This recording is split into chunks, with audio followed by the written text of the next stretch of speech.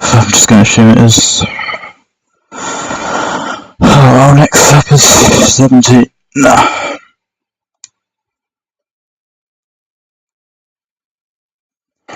This one, if I remember correctly, is Virgil.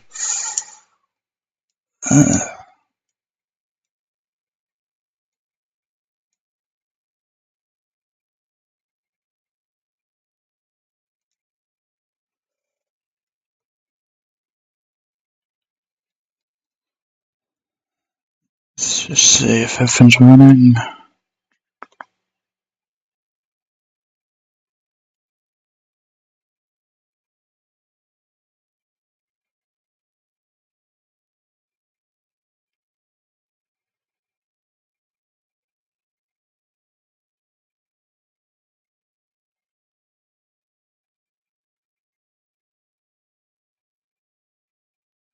Yeah, we must be live.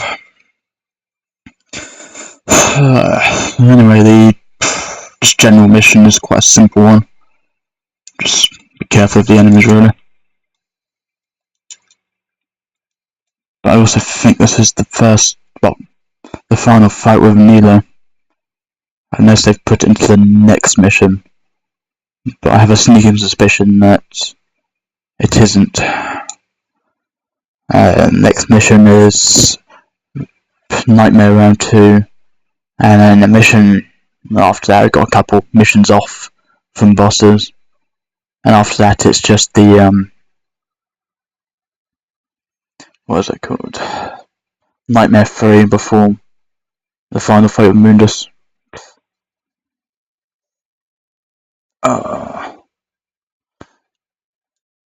It's the Colosseum, and this should have been if you're playing a normal difficulty where you first find a frost spurt. Because of the hard mode and above ruin mix and all the enemy placements, I've seen them far too many times to count.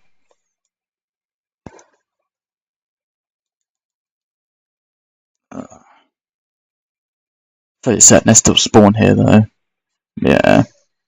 Again, just E3, and if you've got it, use Inferno. Inferno makes such quick work of these guys, and it's really worth it because they're too lethal to be left alive for too long, even without the Dante must die restrictions of Devil Trigger mode. Of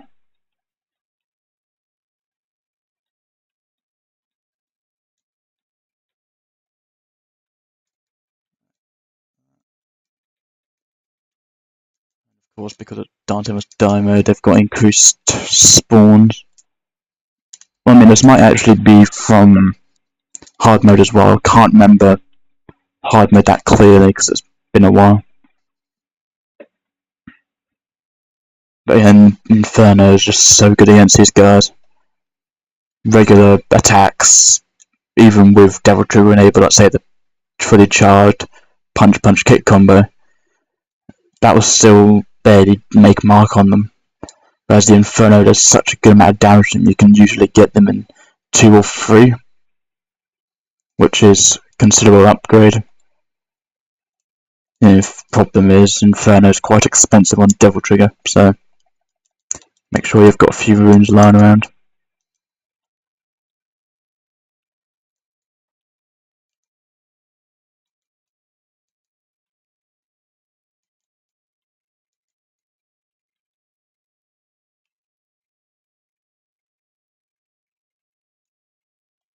Yeah, it's melee this round.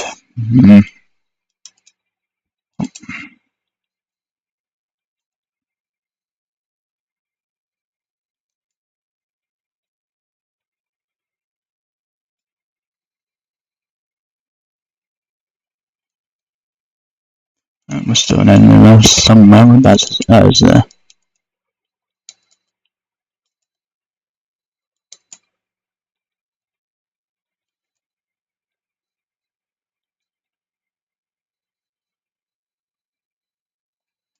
There's still an enemy around somewhere.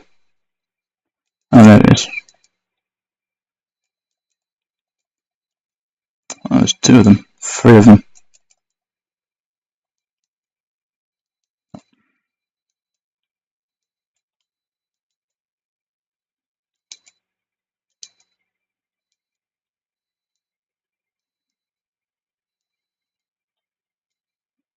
also should be rolling out of the attack because it's a bit faster.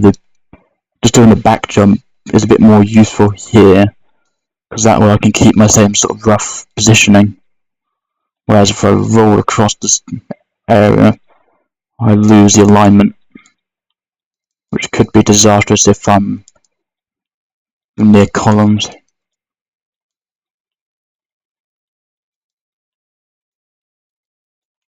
But now I just thankfully I'm in the middle of the corridor, so now just hitting the walls. But if I was outside of the corridor, yeah, so back here, I'd have to roll back in to attack, because the grenade gun would get clipped on the wall there and just miss the targets.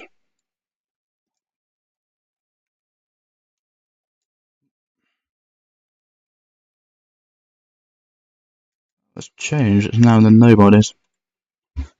Cool with that, it's much easier enemies to deal with, really.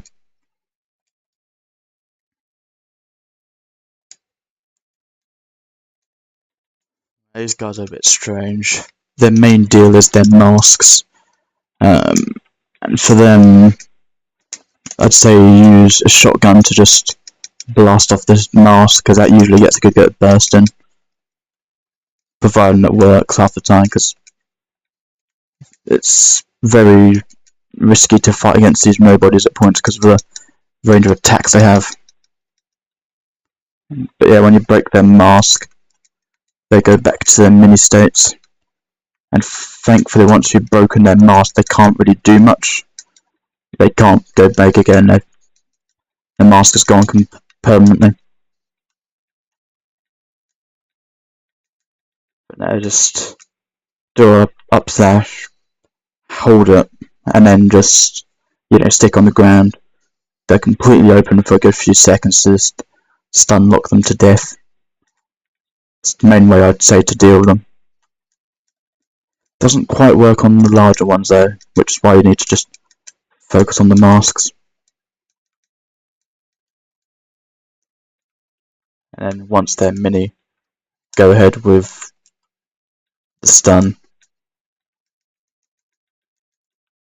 And whilst the 5/ combo is quite good for damage, I'd recommend the 1000 stabs there because of its, it's more of a, there's more attacks on it as general, and whilst the damage output is similar, it will keep them stunned for a much longer time. And that way it helps avoid any problems with the nobodies recovering mid-combo. Because whilst it hasn't happened to me too much, because I always go for the 1000 stabs over the 5/ combo, it still does pose a bit of a risk, I'd say. This bit isn't too bad, but you need to be careful on your timing. Just need to reflect the fireballs back at him. The hitboxes are a bit lenient on this bit, but again, there is a definite delay on the sword swipe, so you do need to get the right timing on for it. If I remember correctly, it's either 3 or 5 fireballs through to finish him off. Then that brings up the pillar of light, which is used for a light puzzle. But before you do that, I'd say just come around here. It's hard to say when it pops in. I think it's once you defeat the dragon, in quotes, because clearly a T-Rex skeleton, but whatever. But if you just come onto this balcony once you've done that, then you should have a blue warp fragment or a yellow warp drop on your head. That's got me up to 37, so I've just got that one back from that really abysmal performance against the fetishes back there. Once you've done the dragon, just rotate the stick round, and it's just a fairly standard. Get the beam across to hit the mirror, and that illuminates the pedestal there, which generates the quicksilver, which is what we need to complete the mission. It's fairly standard procedure, I'd say. Just wait for the platforms to appear. The platforms are always there, but they're only illuminated by the thunder, by the flash of the thunder, so ideally I'd say wait for them to appear and then go for them. Don't just rush it and miss a jump. Although if you have the air hike, you can just get straight up from the ground without much hassle. Just go on the raised ground with the columns, then just do a double jump and make sure you jump towards the railing on the double jump so that you can just go over it. Because if you were to say just do a more indirect jump, you won't quite make it because of the angles. You do need to be quite close to it so you can just jump over that railing since Dante doesn't grab it.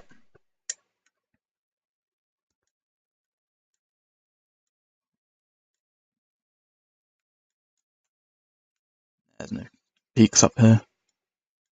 I'm not aware of anyway. Maybe this one. There's no peaks here. Well, not even a peak, I'd say just like a red orb cache.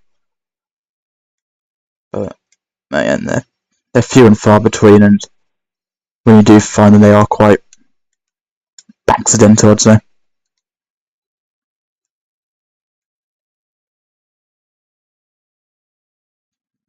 So, yes, nobody's again. Oh yeah, and since this is technically the third part of the game, there is a new battle theme in place, Anarchy in the VW it's called.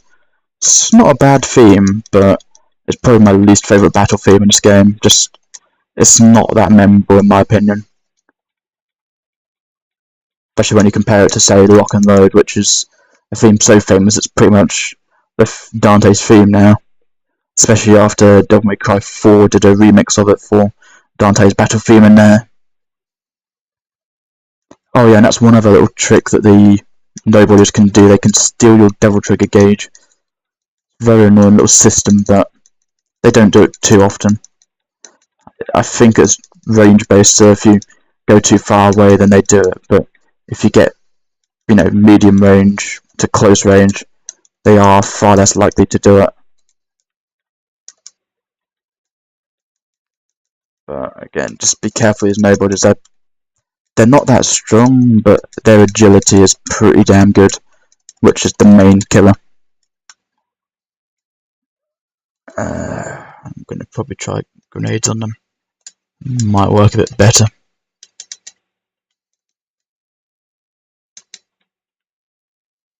Yeah, it works fairly well.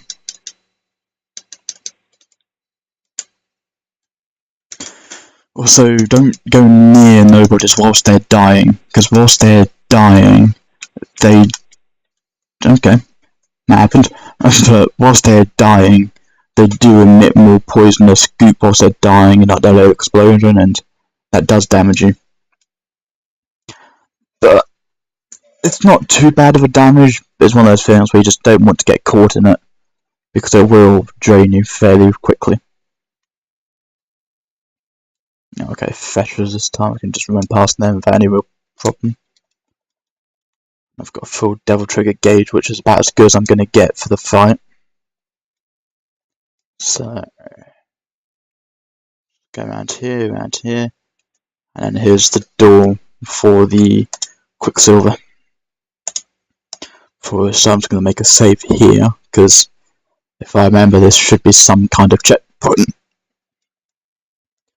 And, well, not a checkpoint, but sort of like how in the previous missions where if you save towards the end, you do end up in a room that's a bit closer to the final fight of that mission than the starting point. But again, it's one of those things that doesn't happen too often. So, but as for this fight, I'm probably going to use Ifrit, because the dive kick can be quite useful. Inferno, The devil triggered up kick rush. I forget what it's called, let me see. Because I don't think it's given a name. No, there isn't. But it's just a devil triggered version of kick 13, really. And it's really useful. But yeah, that's going to do it for now.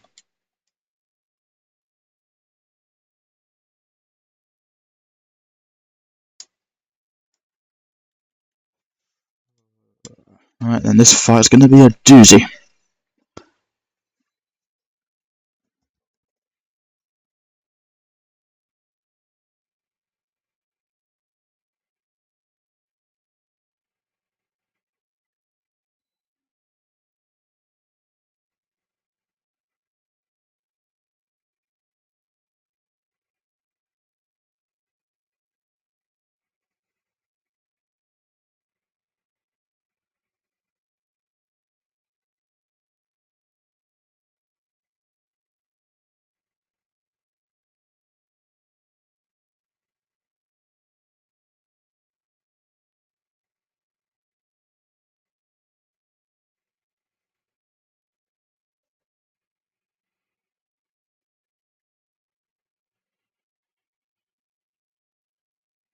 And anyway, that is Neil Angelo's true form, Virgil. Not spoiler, Virgil. But he is pretty nasty, I'm not gonna lie. He's extremely agile in this fight.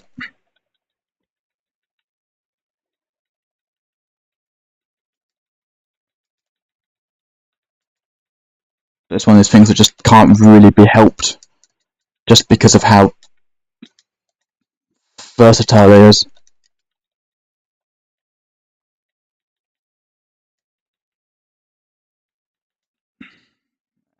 It's missing. Bit of a problem because I need to try and bait out some Devil Trigger stars from him. But not Devil Trigger stars, Devil Trigger runes. With this whole stipulation of bonus damage, well, 2.5 times health in Dante Must Die mode for bosses, you really don't do much damage against them normally.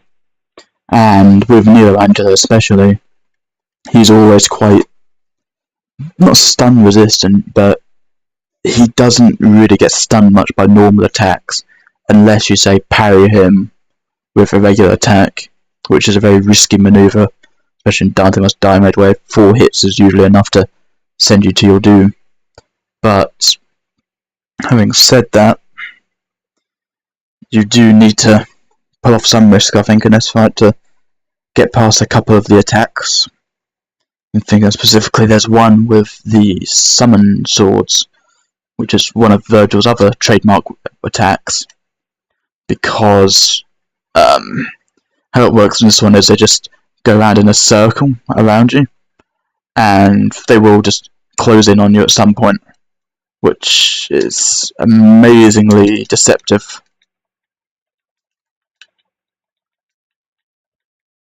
But now he does seem to be quite stunned by Ifrit, which is quite a good thing in my opinion, because if there was no method to stun him, this would be near impossible.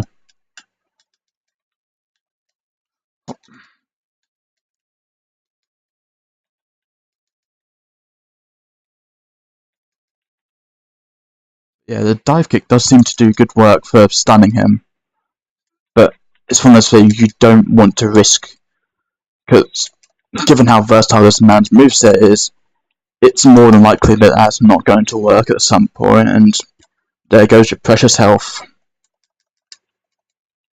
Like right there, or even there actually, where he just doesn't get stunned. And again, it's to correlate with his blade. If his blade glows blue, he won't get stunned. But again, that's just how it is with Virgil. Anyway, that's the attack you need to be careful of. The summon swords. As for coping methods, I generally use Ifrit for this bit as well, because of the Rolling Inferno move. You have to buy it obviously from the store, but with the Rolling Inferno, your jump attack becomes sort of, I would say, same as a screw attack, where just getting contacted with it whilst you're jumping will attack whoever's near you. And that, because of how weak the summon swords are, that's usually more than enough to knock them out. But yeah, this fight's going to be tricky, and it's one of the reasons why I've stacked up some untouchables. I'll not be using the untouchables just yet. I'm waiting for when I hit, I don't know, 30% down. Well, I've got him down to say 40% or so when he gets really aggressive, and then I'll just use the untouchables to just spam infernos at him, and then if worse comes to worse, I'll use a holy water on him too, because this fight is just hell, and I do not want to lose, say, 20 yellow orbs to just this fight when I've got 3 more boss fights coming up that are going to be absolute hell. Nightmare 2, Nightmare 3, especially Nightmare 3, that can be a killer. And Mundus himself. Mundus is pretty potent.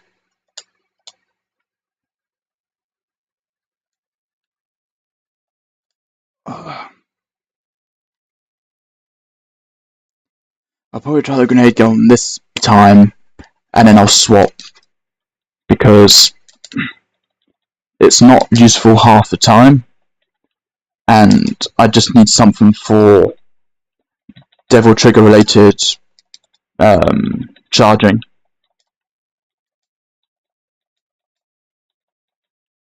See that right there? Just those summon swords are lethal. You don't really want to be caught in them.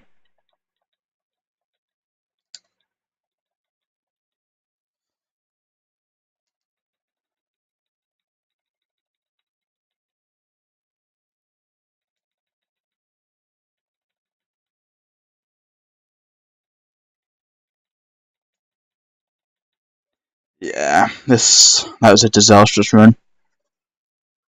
Ugh. But again, it's just how it is with this fight. Even on normal mode, this is probably the hardest fight in the game. With Nightmare 3 being a very close contender to that, so mainly because Nightmare 3 not only has the worst fight I've ever seen at the very end because of the stipulations they chuck in at the last second, but also because in the Nightmare sequence you get to fight Nilo Angelo again, which just isn't very pleasant, I'd say. But I'll probably go back to Ebony and Ivory, see how that works, because they're quite good for recharging Devil Trigger, and because of their range I can hang back a bit more and be on the defensive.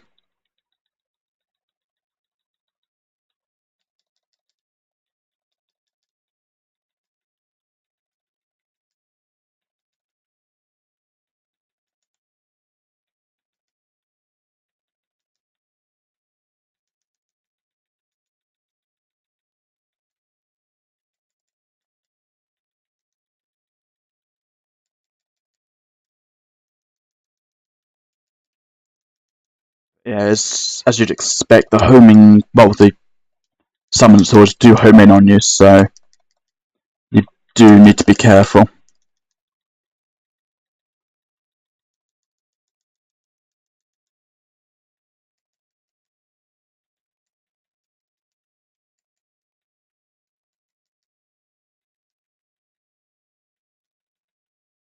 Oh, I probably should have brought this up sooner. This fight theme is called 2 names actually. There's either, depending on what you want to know as, it's either called Super Ultraviolet or It is known as Requiem of the Dark Knight, and it's a really good rendition of the Ultraviolet theme, I'd say, just because of the increased instruments in the back of it. Oh god, this is a... don't know what's happened today, it's just been disastrous. Because I remember on hard mode, he didn't give me this much problems, because I could just Devil Trigger the V3, did the Inferno, did a Devil Trigger Kick 13 quite a few times, and that was about it. He went down quite quickly. I mean, obviously it took a few Devil Trigger gauges to kill him off, but he wasn't as aggressive, I'd say. And given this increased health, it just makes it all a little bit more nightmarish.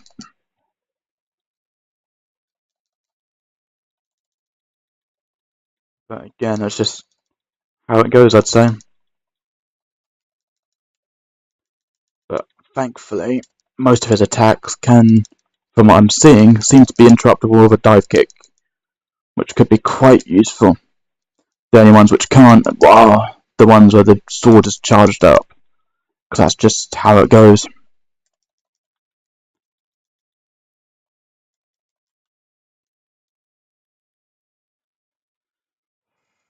So that I seem to be getting better results by just handgunning it. Just because I can interrupt half of its attacks. And I'll do something like that, where I just go head first into an orb and lose a full health bar to him, which is just fantastic.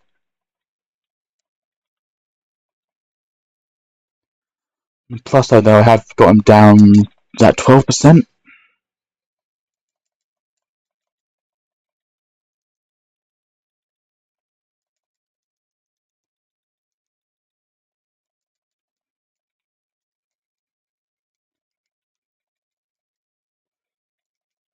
Ah, there we are. It's time to whirl him on, I think.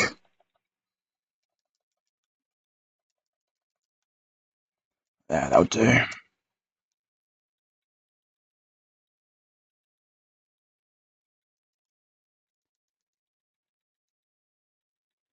But that's the one thing I've always loved about the Angelo fights in this game. There is no gimmick to them. There is none of this, like, phantom where it's like, oh, you can only hit him in the head or on his back if you get lucky enough to jump on it without the hitboxes messing up. It is just you and Nilo in a one-on-one fight without any gimmicks attached. Sort of reminds me of, even though this came first, it reminds me of Artorias in Dark Souls. How that fight was, there was nothing else going on. It was just you and him. No interruptions, no needless padding or gimmicks. It was just a man versus a knight. Okay, this run's been actually quite good so far. I'm fairly certain I'm not going to last, but you know, this has been quite a success so far.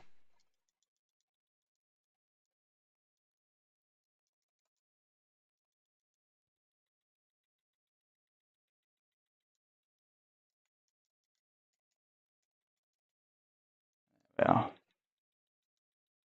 Okay, that's another summon sword attack. Oh, let's call this one. Oh, I forgot about that stipulation to the attack where he has his own summon swords follow him. Ah. So that was quite a good run down to, I would say 45% there. Yeah, handguns and E-fruit seems to be a killer combo for this guy. Who would have thought? But again, it's just, I think that's how I'm going to have to be this run. Just hang back, handguns, and then when the time is right, go in with E-fruit and just wreck house for a minute. Get my kick 13s off, get my Infernos off, and then call it a successful attack.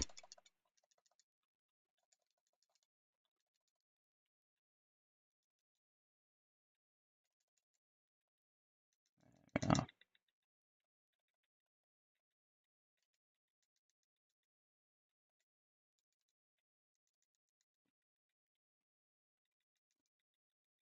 Okay, what was that game? That's bad camera.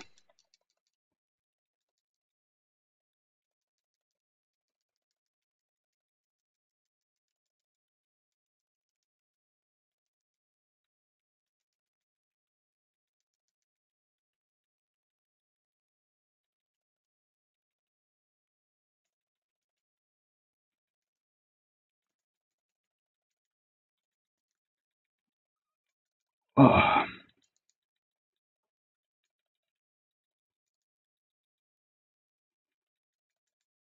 Oops. Don't know what happened there. But again, just I'm not too worried about yellow orbs this match, because this is where I expected to spend all of them. I mean, obviously I don't want to spend too many on Nightmare 2, just because he's at the very end of a long mission. But Nightmare 3, I have no qualms about only spending 5 yellow orbs on him, because the journey to Nightmare 3 is so short that I don't need to worry about the yellow orbs, whereas on this one I'm not sure how far back that checkpoint is. And if it takes me back to before the dragon statue bit, then that's quite a long journey that I don't want to be wasting time on. I just want to be in and out on Nero and just beat him, so to say.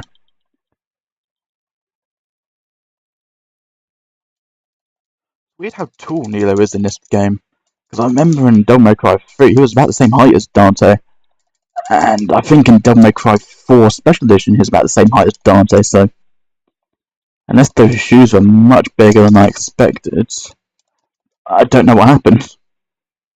Unless it's just he being enhanced by Moondress or something.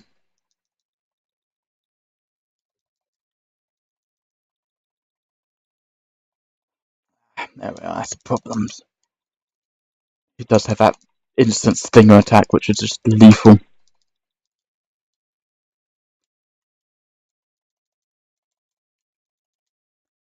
As I said, just dive kick seems to do really good damage on him. Well, not good damage, but that stun that you get from it is really useful, because you can usually file it up with something. Unless he does something like that, where he just parries it and instantly counters with a high time, which is pretty much the end of you.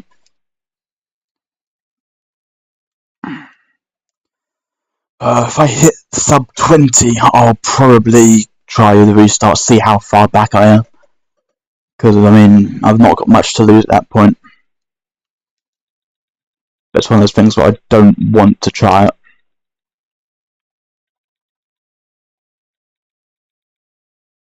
Another benefit of the Ebony and Ivory is if you use it, you can slow down your descent if you spam fire them. Which is very useful, I'd say, for... it was actually quite useful last fight, the Griffin. Because that way you could use it to avoid the thunder webs on the ground on hard mode and above. Because thankfully that thunder web attack doesn't show up on normal mode. Probably because the dev realised that the camera was quite awkward for that fight. So they didn't want you to try and not notice an attack on the ground, which was just a cheap shot.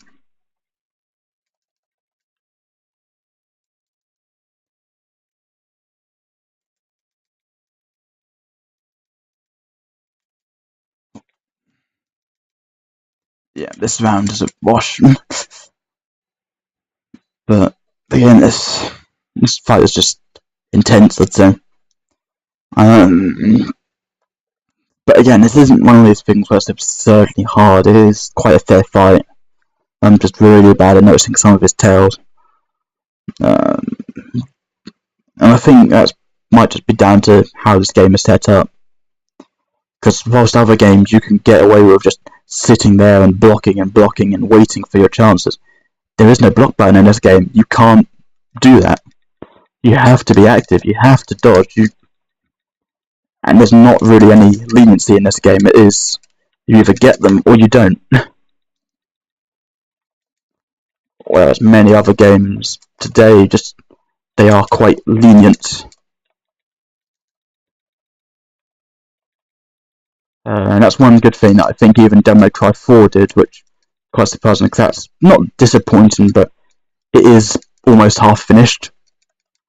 But for this where there's always techniques you can learn in 4 to get better. Like I remember several years back I still haven't learned this technique properly because I don't commit frame perfect timing to memory because I find that a little bit obsessive. Because I always found Nero a bit weak and pointless. But then I started looking online and I started seeing people demolishing bosses within 20 seconds because there are these like frame perfect buffers you can do in Nero to just like trigger devil triggers and trigger these super powerful attacks that are just an absolute game changer. And again, that's something I think all Devil May Cry games have been really good at. Apart from 2 and the reboot, there's always a really good skill ceiling in those games. This game, there is some kind of skill ceiling as well. Yeah, quite a high one at that. The only problem is, because this is the first game in the series, it shows that it's aged quite well, I'd say, especially for the PS2 era. But when you compare it to Devil May Cry 3 and 4, it's kind of, not insignificant, but, it really does seem a lot older. But again, it's just one of those things I expect, because Devil May Cry 1 was, I think, launch year for PS2. And, it was a very ambitious game for the time, and I think that's still true now.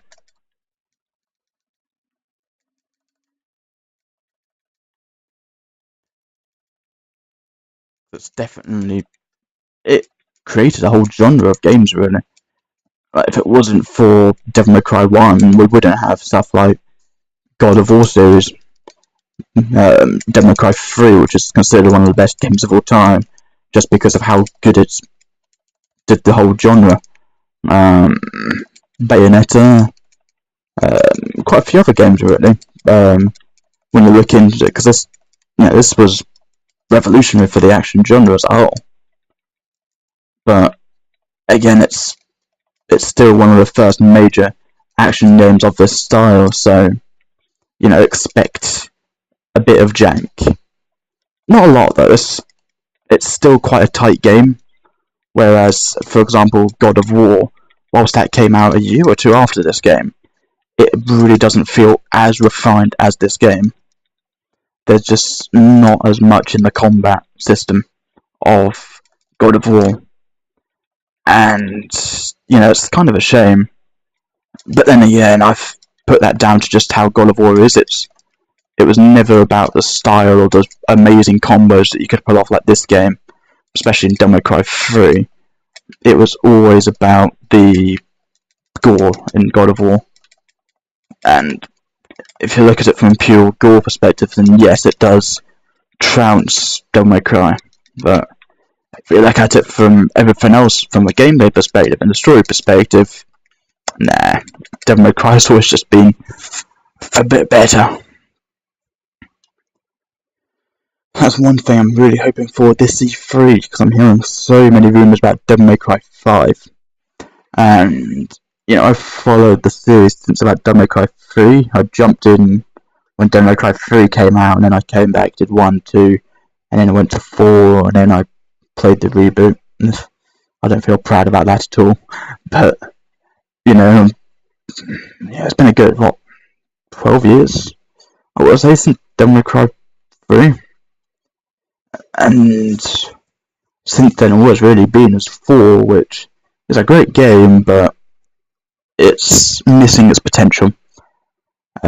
Mainly because Dante's story segments are just terrible. It's just a literal retread of all the areas Neo went through instead of new and unique areas. And I think the special edition of 4 fixed that quite a bit by adding new characters in the form of Virgil. Trish is back again for a playable character, because she was playable in 2. And And then also added in Lady as a playable character for the first time in the series, which is really fun to play with. I quite enjoyed Lady quite a bit in that game. But then you've also, again, you've got Virgil coming back for 4 Special Edition.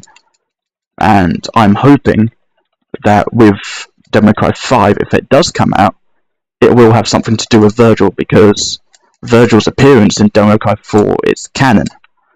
And that's a bit strange, because this is Virgil right here, and he disappears after this fight.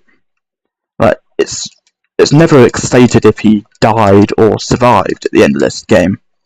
It's, it's pretty much assumed he died because he just vanishes, but again, that's something I think 5 can really look into, is what happened to Virgil. Because he just sort of comes and goes throughout the whole series. Devil May Cry 3, he shows up, and then by the end of that game, he disappears to hell. Presumably, that's when he meets Mundus and becomes his servant. But again, that's speculation on my part. I don't think it's ever been confirmed what he did at the end of 4. Well, at the end of 3. Yeah, if it was immediately straight to Mundus, or if he did just wander through hell for goodness knows how long before Mundus found him. But then, again, by Devil May Cry 4, which comes out after this game, Virgil's apparently back. And he ends up in the same island as the events of 4. It happens a few years before the events of 4, thankfully, because I think it was meant to be around the time Nero was conceived. But again, I can't remember Virgil's story that much in 4 Special Edition, because it's just one of those games that I played a fair bit of, but I didn't follow it as, keep an eye on it as much as 1 through 3. But again, he's back, and the question is how. And I just feel like that's what 5 is going to be about, how Virgil came back from hell, or they actually bring back Devil May Cry 2, because at the end of Devil May Cry 2, Dante does go to hell himself, and it's assumed at the end of that story that he does come back. But again, I was never immediately sure if there was a time skip, or if that was he got back from hell like 2 seconds after he went there, or if there was some other forces at hand, such as, I don't know, Nero, because Nero was definitely not thought about when Devil May Cry 2 was written. He does have the Yamato now, and the Yamato is used for the gate between Earth and Hell. And it's one of the main plot elements of 4, really, the Yamato. So I'm wondering if Devil May Cry 5, if it does play out, if Nero, going with the whole Dante from Hell thing, if they use Nero and Virgil as a team up to rescue Dante from Hell. And then obviously having a prologue section or something where it looks at how Virgil ended up at the island, because again, that just, unless I'm misremembering something, that just came out of nowhere. And I think there's plenty of grounds for them to expand upon it, because whilst this Devil May Cry series as a whole is meant to be sort of like a cheesy B movie at points, and you can especially tell it with 4, because Dante really does cheese up in 4. My favourite bit being with Credo. No, is it Credo? I want to say it's Credo, the scientist, where him and Credo have like a little play off, like a Shakespeare play or something. But that's just how Devil May Cry has always been. I mean, it's not as much true in 1, because whilst Dante does the odd line like "flock off Featherface," or there's something inside that big body of yours, it does still have a fairly serious tone to it, such as Trish. Trish is quite a, not mature plot element, but at Dio Show there is more to it than just a cheesy B movie. There is some actual emotion behind all of this. So I think, they could, there is grounds for them to do a more seriously rooted story in Devil May Cry 5 if it happens. But again, that's a major if, because I'm not even sure Devil May Cry 4 exists yet. Well, 5 even. Like I said, 4 definitely exists. But, I'm not even sure if that is going to be announced. The only reason we say that is because I forget who the name is, the major director behind Capcom, behind Devil May Cry, has said that he has got some big titles announced for this year. And, Devil May Cry did really put Capcom on the map during the PS2 era, because Mega Man was pretty much forgotten about after the PS1 era. I mean, he had a couple games on the PS2, specifically X7, which was probably the worst X series game. X8, surprisingly good return to form for Mega Man X as a whole, but still lacked a couple bits, and I found the whole shot mechanic in that game a little bit overdone. But that was about it, because Capcom in the PS2 era was very experimental. You had Devil May Cry, Beautiful Joe, Okami, and I want to say Capcom was responsible for God Hand. But again, that's just a shot in the dark. I can't remember the developer of God Hand, because I never got the chance to play it. It's one of those games that I've always wanted to try, but I just don't really have, I don't use the PS2 anymore, so I can't do that, and I don't even know if it was on any other console, if it was like PS3 remaster or anything. But, it can realistically only be a couple of things for the next major Capcom game, so, Devil May Cry was easily the most popular of the PS2 era for Capcom, because it got 3 games for them. Devil May Cry 1, as I said, really put Capcom back on the map after Mega Man X6 kind of ruined Capcom as a whole. But,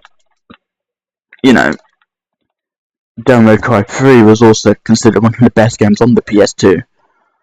So, Capcom knows that it's in high regard, and, I think that's why after Marvel vs. Capcom came out, he came in quite quickly for Marvel v. Capcom 3.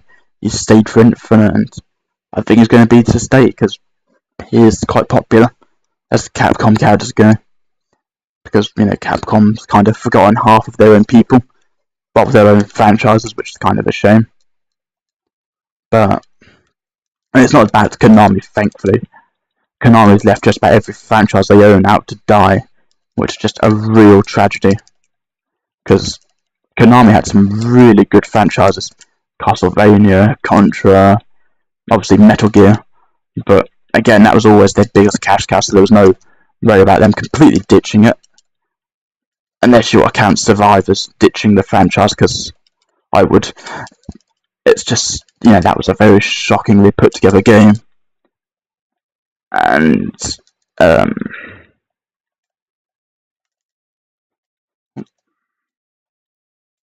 but, also to consider is just that, I think of other Capcom franchises that were around in the early 2000s. They hit it out of the park with the Mega Man Zero series. That was quite a good mini-series that lasted for a good 4 games. So I'd consider that a bit of a success. Mega Man Battle Network, that had, I think that went up to 8 series long, like Battle Network 7. And then there was Star Force. I would say it was Star Force, which was basically Battle Network again, but spacey, I want to say. I never tried out Star Force, because I remember seeing those games way back when, just thinking Mega Man didn't work as an RPG, so I didn't really give them the time of day. But, Mega Man 11 has finally happened this year, so that's one of the major games they're making. The only question is, what's the other one? And again, there's so many franchises that it could be, but Devil May Cry just feels right, so to say. Just because it's, it's such an influential series.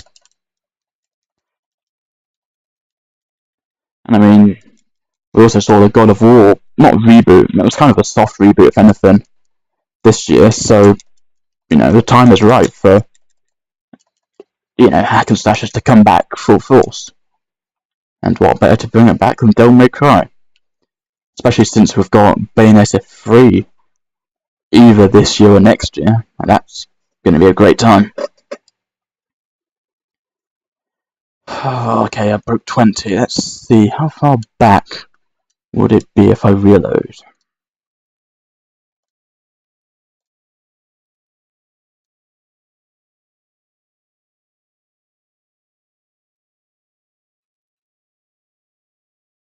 All the way back to the start. Did it save or?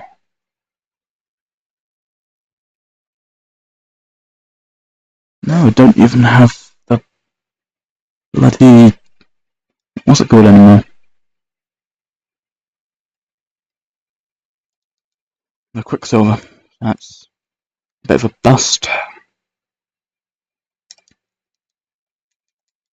And speaking of God of War, I guess God of War review is quite good. I don't know if it's my favourite God of War game. I do quite enjoy 2, but it's definitely up there. I had a few problems with it though. I found the emphasis on the boy was a bit too overdone. Because you had enemies such as the sorceress, was that? I would say it was the sorceress, the poison ones, those who shoot poison clouds. And the fact that you have to use the boy to shoot an arrow to stun them so you can attack them was just very forced. I found the emphasis on third person behind the shoulder a bit jarring, because I found that the camera was too close and it really obscured me half the time. It was just very interrupting. But again, that's one of those things where it's just like sort of to be expected, I guess, from the perspective it needed to have, so it could have an almost third person shooter to have the boy work properly. Because I couldn't imagine the boy working properly with a traditional, not Devil May Cry cam, but I'd always say Devil May Cry more because it's properly third person and not behind the shoulders like God of War was, what the new God of War is. But I did just find that a very intrusive mechanic. Not to mention the whole runic system was overdone. I'd say I'd rather just have a more fleshed out combo system. And most important for me, that really annoyed me. I mean, it wasn't too bad as things go because it was, well done. But the whole armor system and stats,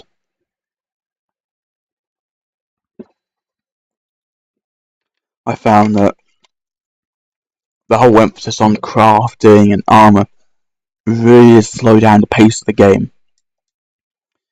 Because unlike, say, Devil May Cry, where instead of just having to worry about increasing your max health, you now had to deal with damage stats and armor stats, and I mean, it was an alright time, but again, the fact that I had to constantly worry about leveling up, making sure my gear was good enough to deal with the enemies, it just felt like a cop out as an excuse to get more game time, I guess.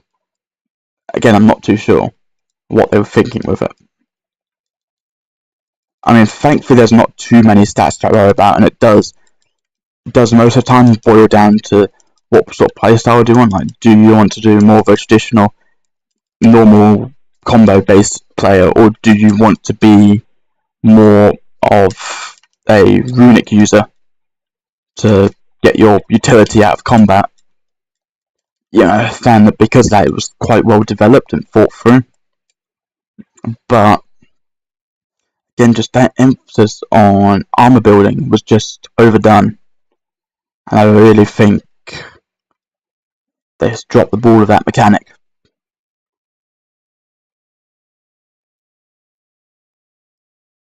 You need to beat the dragon first before the thing spawns.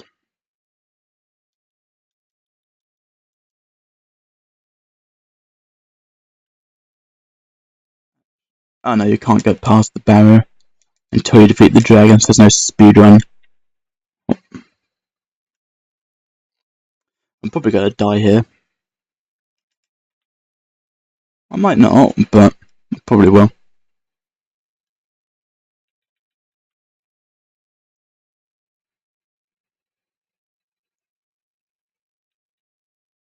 Maybe not. That was quite lucky on my end, I'd say. Oh, of course there wouldn't be a up there anymore, because I've already saved it when I collected it.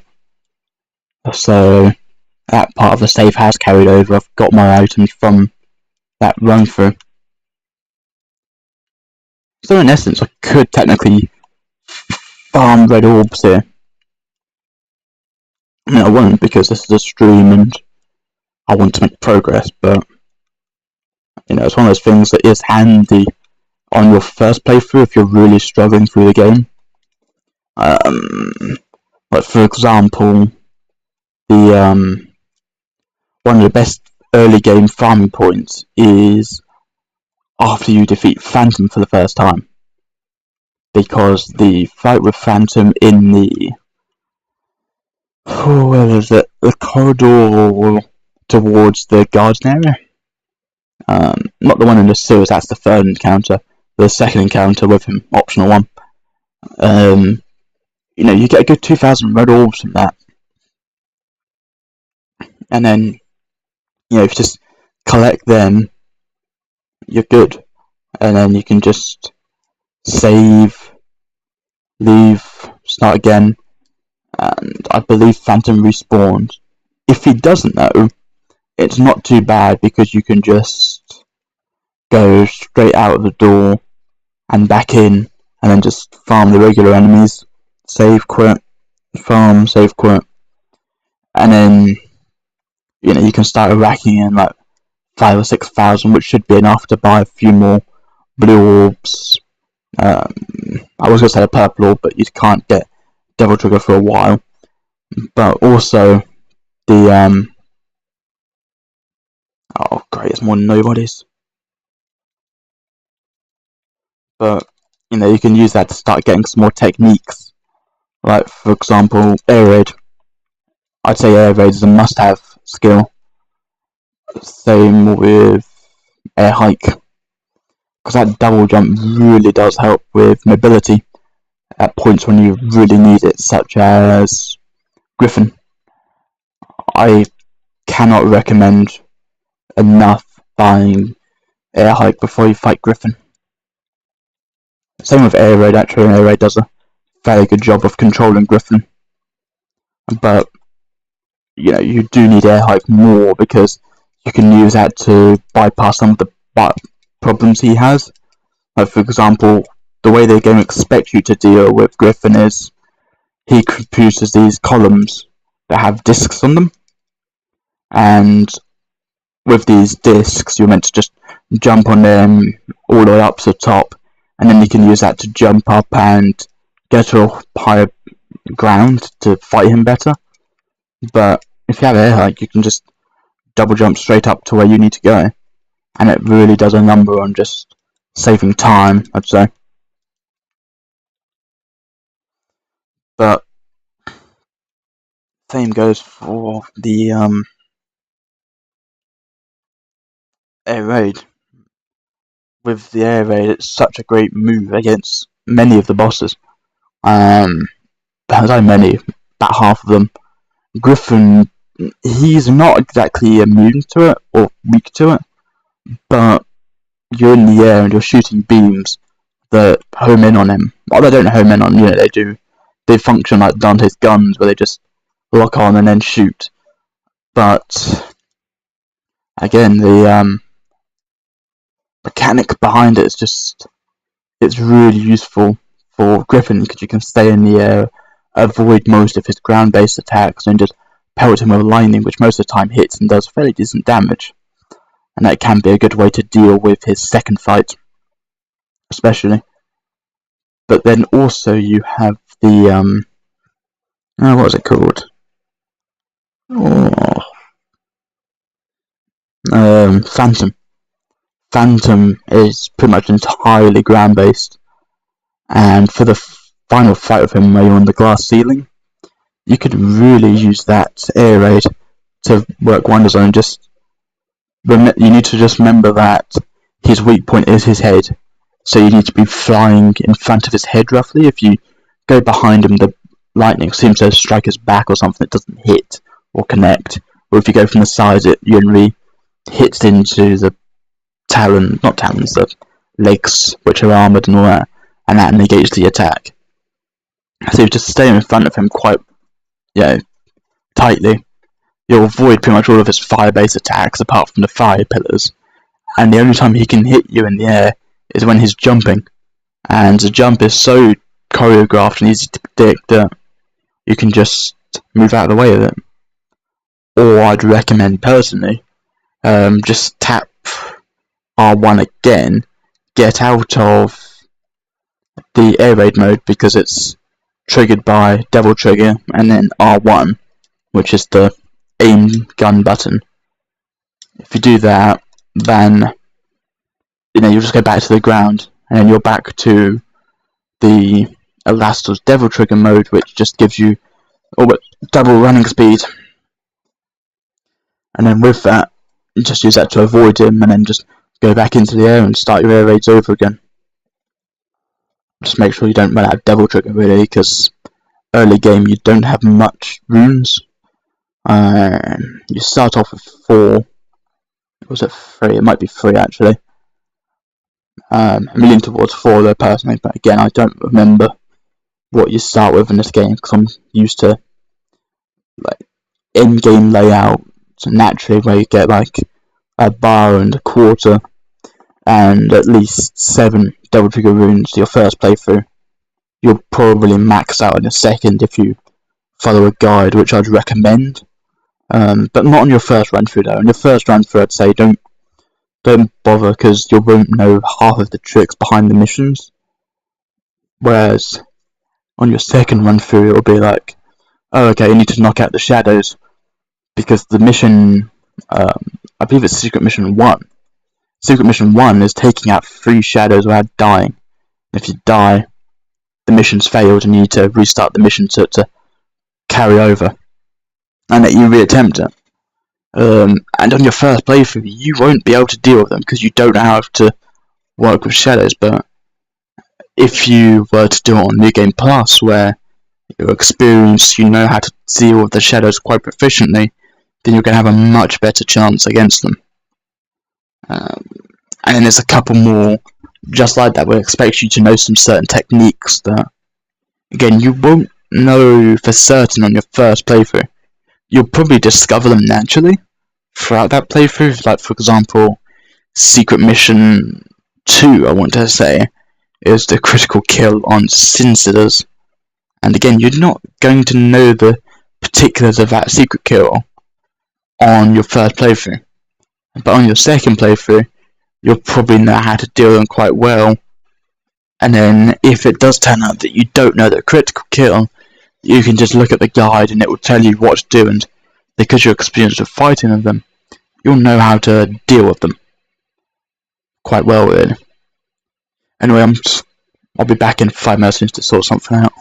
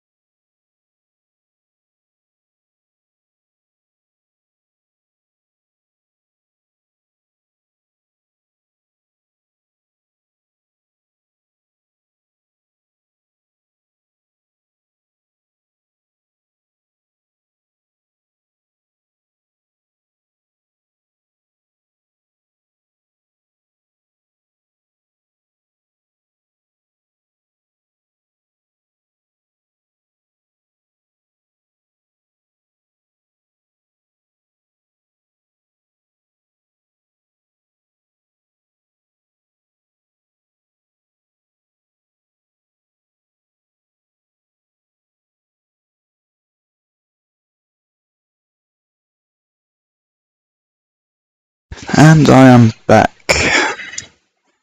Right, where was I? Oh, yeah, near Angelo. Hopefully it goes right this time.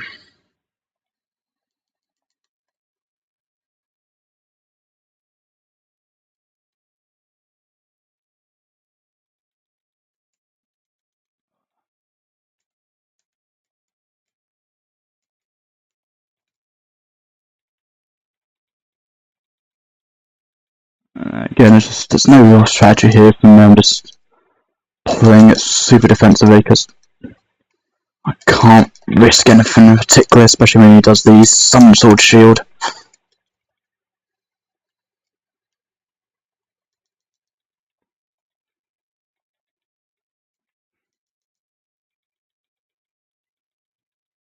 That's what I can though, because that disappears quite quickly.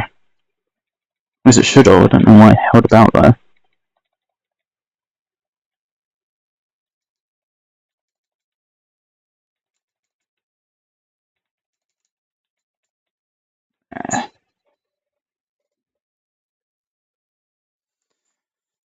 Very difficult to counter Neo at points because he just parries everything. It's quite weak to a dropkick though, thankfully.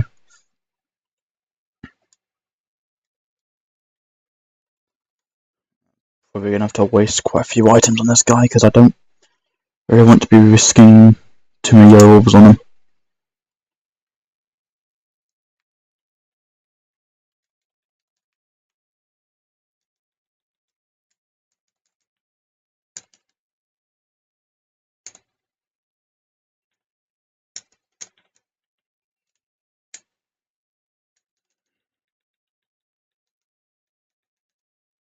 Nah, it's not worth fighting off.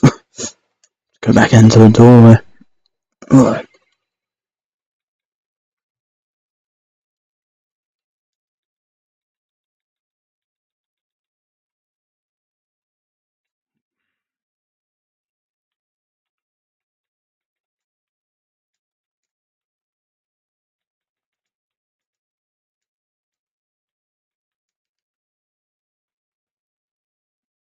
That's charge swings there. You can't block them. Just need to dodge them.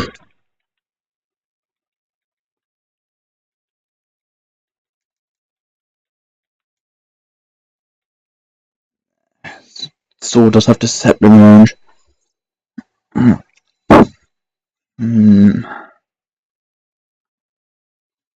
I'm just biting my tongue. Probably going to spam and touch balls with Inferno on him. With maybe a Holy Water to finish him off. Because he is not worth wasting too much time on.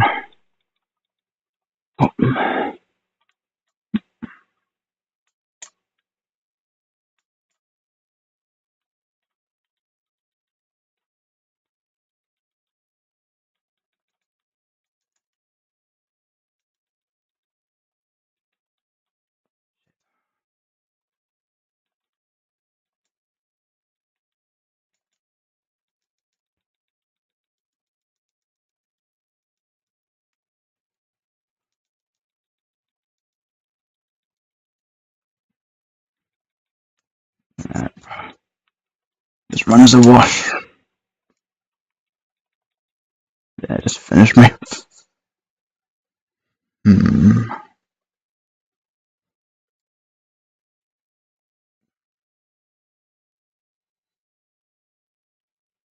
That's nobody.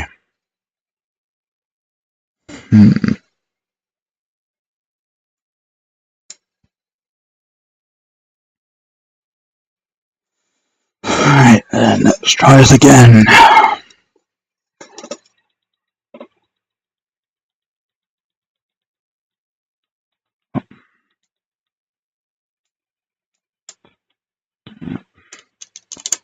Nah, I jumped too early there.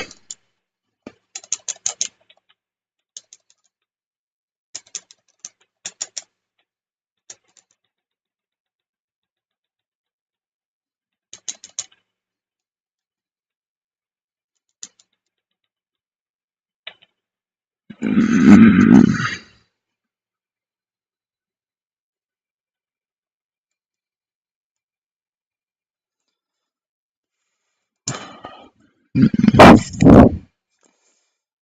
hit 25, I'll probably do an all out of the items. But until then, I want to play super conservative and not waste items on them. Unless I get them down to 30. Because I don't know how long it's going to take to finish him off when I'm in untouchable mode. And unless I know absolute for certain, I can't risk anything.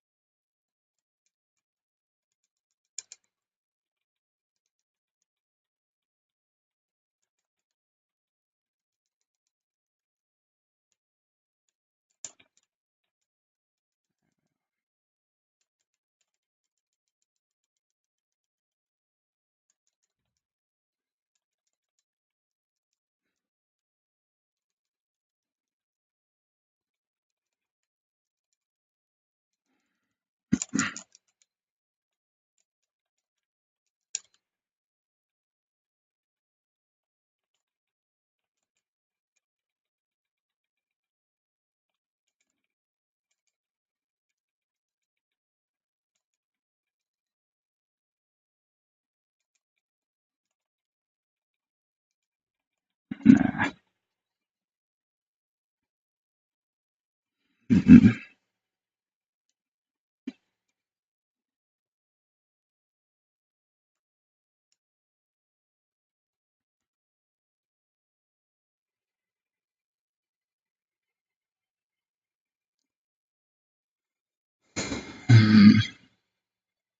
Let's try going back to Alaska, that might work a bit better.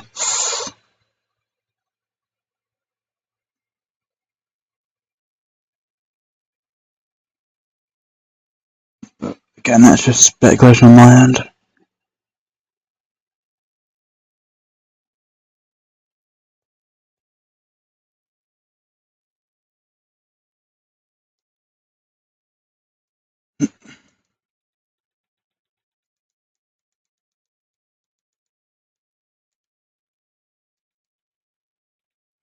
Actually, maybe Alaska is the way to go.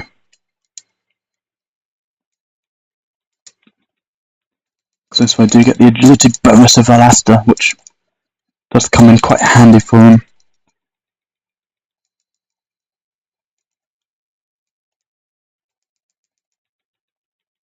The problem is he doesn't do as much damage as he threw.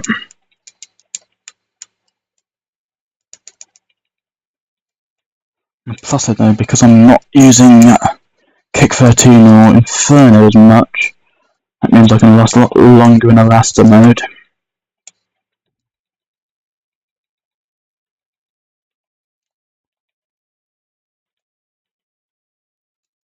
It does mean I miss out on the rolling Inferno refleet to break the swords, but a good old-fashioned double jump should be more than enough to just juke it.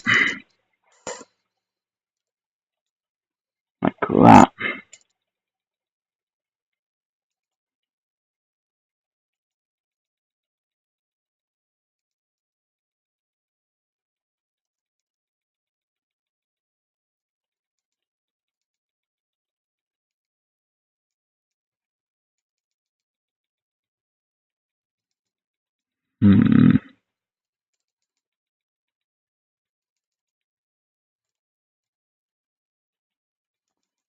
Nah, I needed a rolling Inferno there. This isn't going well.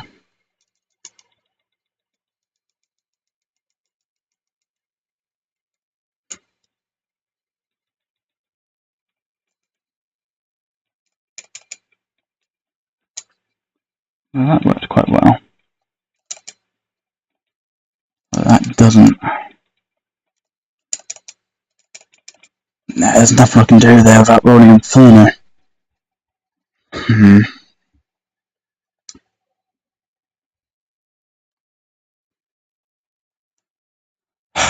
Looks like it's back to refleet then.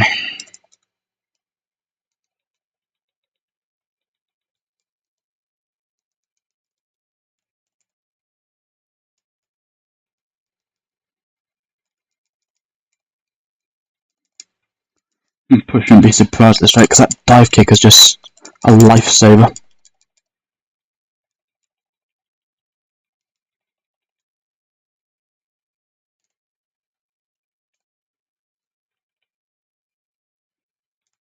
Unless I do fully charged E3 attacks, that works quite well. I just need to do a little bit better timing on the charge.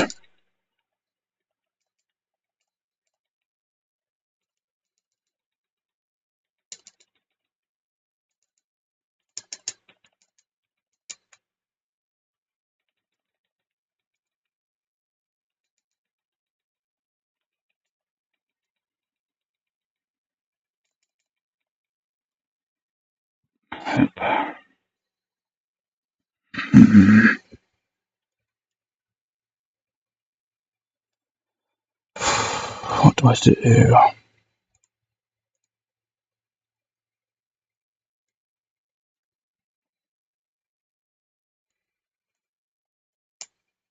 I mean, I'm always at 25, so if worst comes to worst, I'll just try iteming him to death.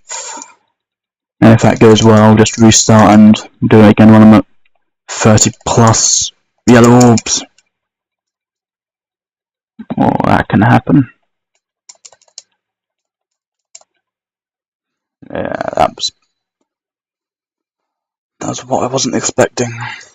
Don't know what happened there at all.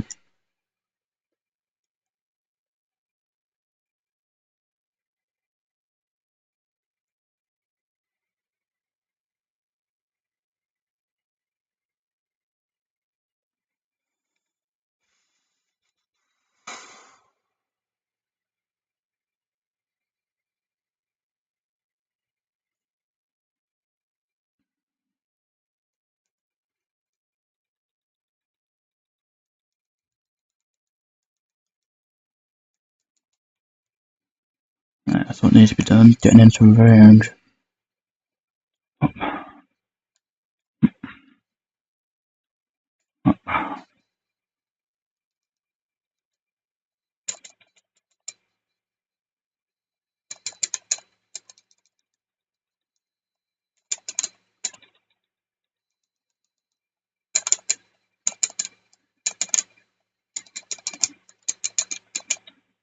Nope.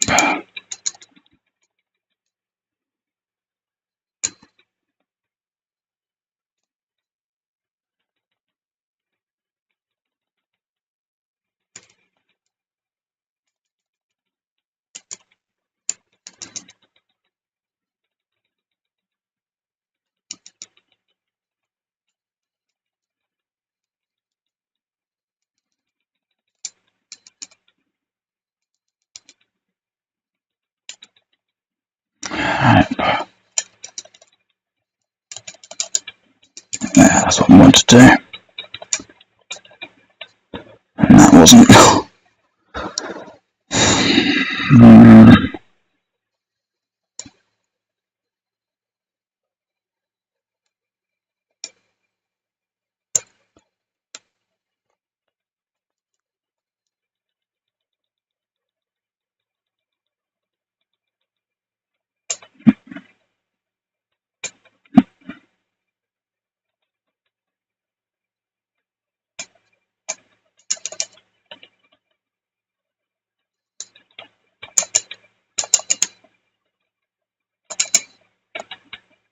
There we are, that's what I wanted to do.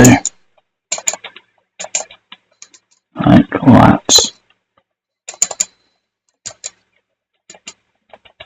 There. Okay, now we're doing the spiked formation. This isn't good. Especially when that happens.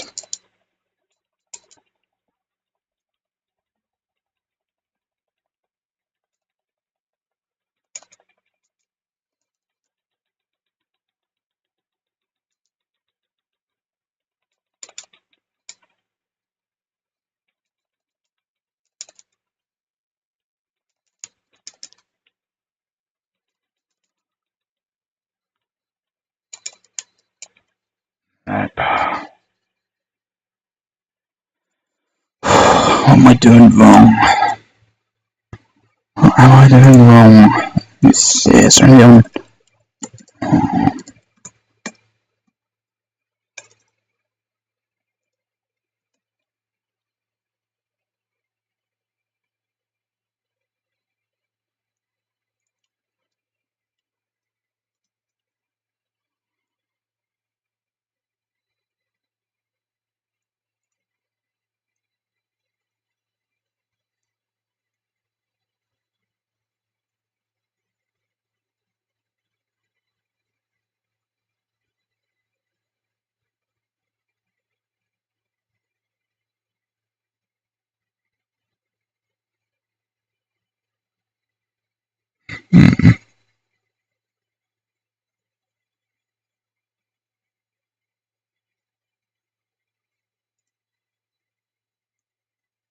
That's not a good strat.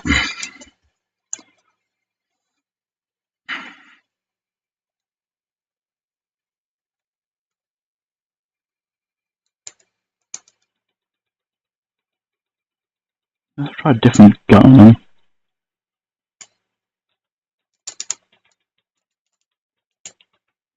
There's just not enough speed on E3 to counter that as quick as I want.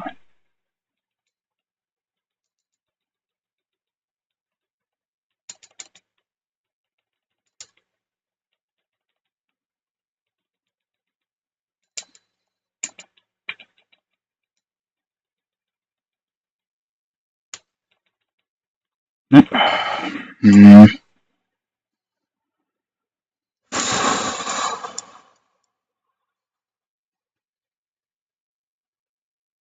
What am I doing wrong here? You know what, might as well try what I saw on there, which is stun, powered maiden run.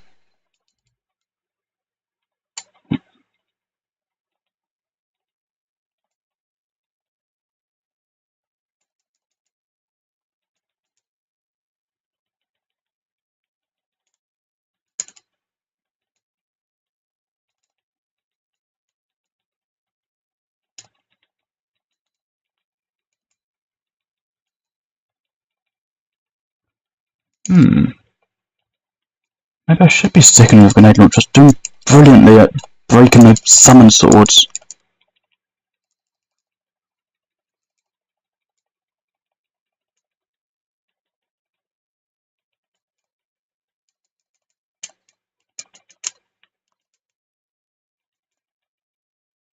And that's just not working. You know what, I've got 40,000, I can afford to throw items at them. I'll just try that and see what sticks.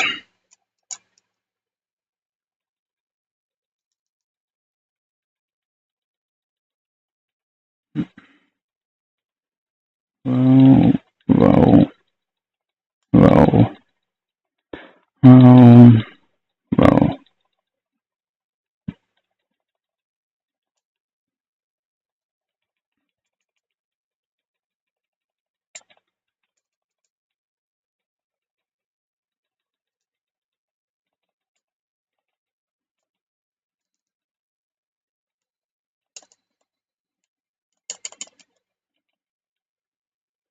Okay, what happened there?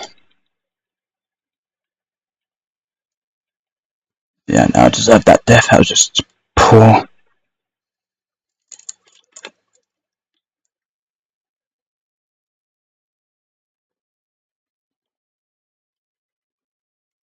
Let me see online, see if there's any other strats. Because the strat I saw on there was that really bad one about charged E3 attack to stun him, then going to double trigger to just shoot a grenade at him and then undoing it, and then just constantly cycling, and that just wasn't a very good strategy.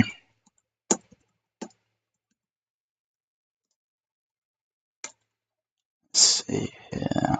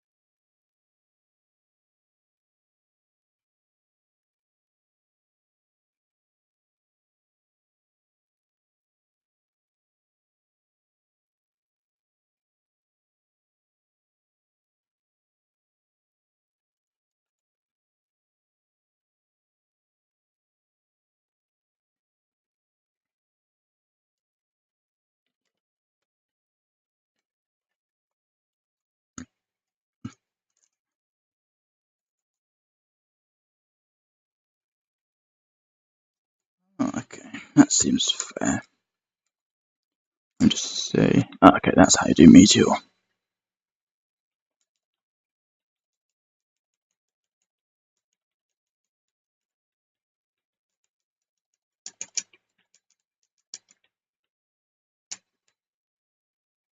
Right. So I should probably try using more of E3 then. Try experimenting with Meteor, because that seems to be quite a good move. Okay, that's stunning him quite well.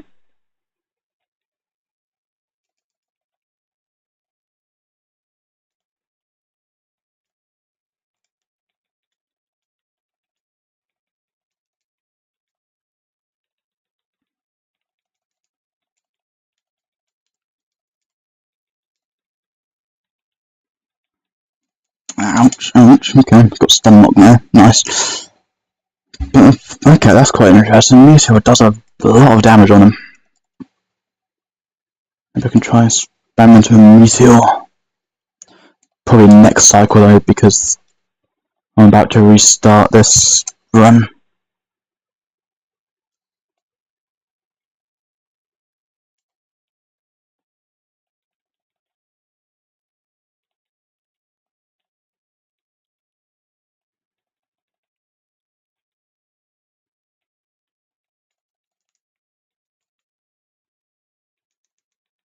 That's cool, I'm trapped up on the throne room.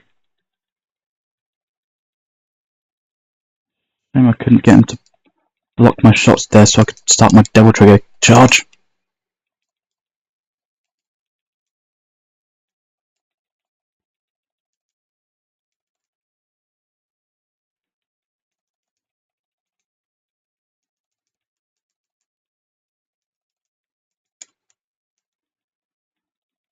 Nope, that's not working.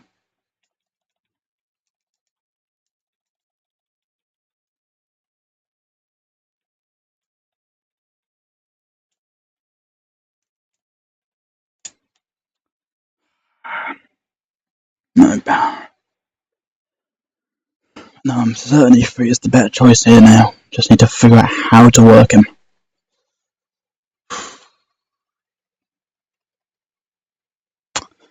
Yeah, that's it. I'll try going ball to the wall with items on this run, just to see what happens.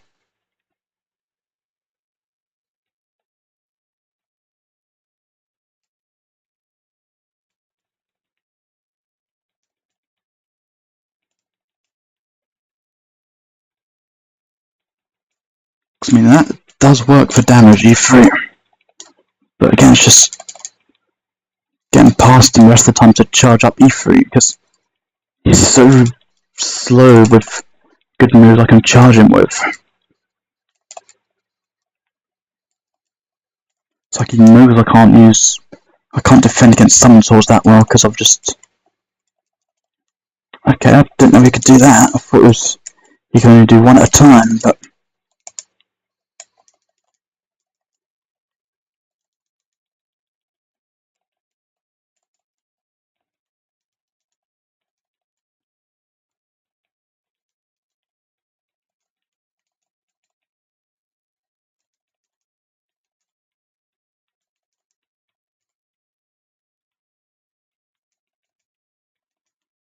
Alright, let's see. How much damage does a holy water do on him? Okay, that does a significant amount of damage on him. So if worst goes to worst, I could use all 5 holy waters on them and buy them back, because I think holy waters are quite cheap in this mode. I would say like 2 or 3,000. Where's the nearest divinity statue? I want a price check.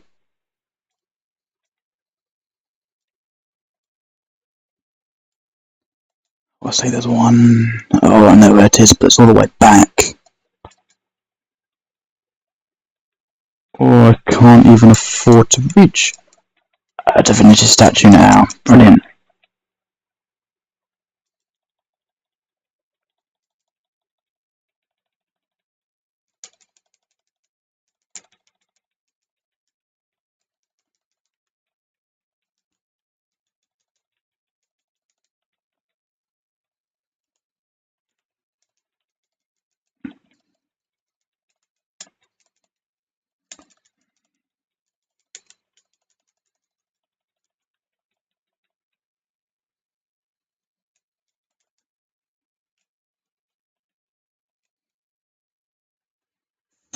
There's got to be a DMC statue around it somewhere, or else it would be a dead game. And this is one of those ones where I could only do the DMC statue at the very start of the mission and backtrack from the initial room back to the stuff of Hermes, and then go down to that bedroom, because there's one in there.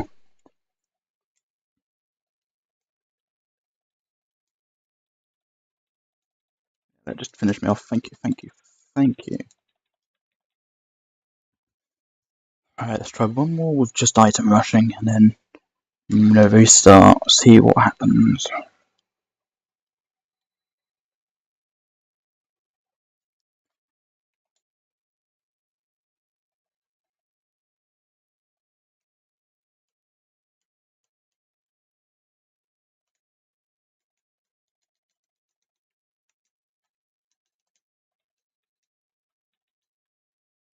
That works quite well.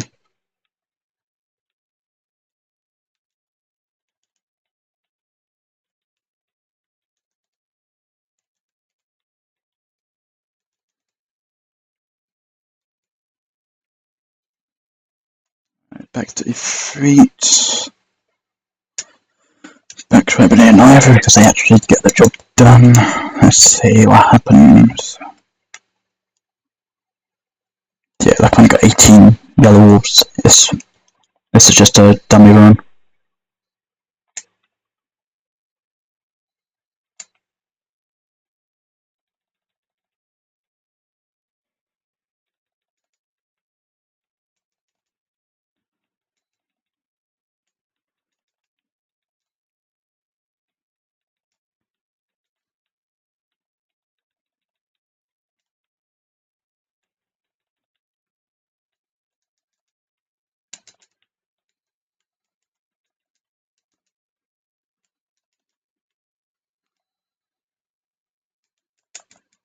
Nope, stuck in an animation again, right.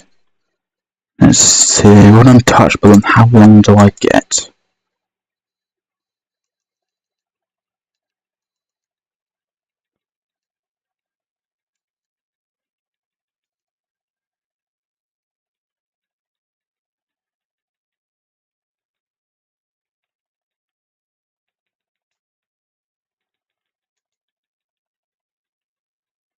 Okay, I get a significant amount of time from that.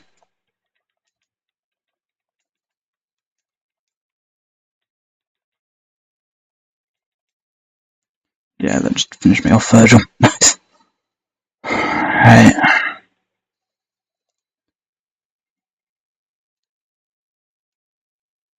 Reset.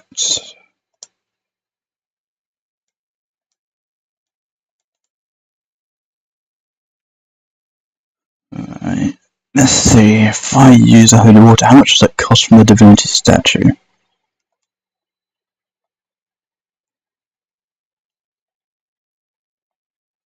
Right, let's see.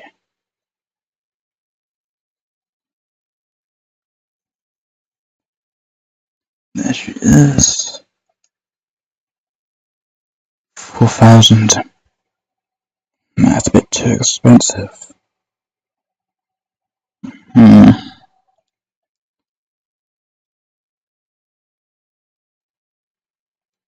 Now to restart, save 4,000. Right, man, let's see. How am I going to do this? Might as well keep your feet ready, because I know there's going to be fetchers up here. Just a matter of when. Well, technically right there, but they can't catch me, so it doesn't matter.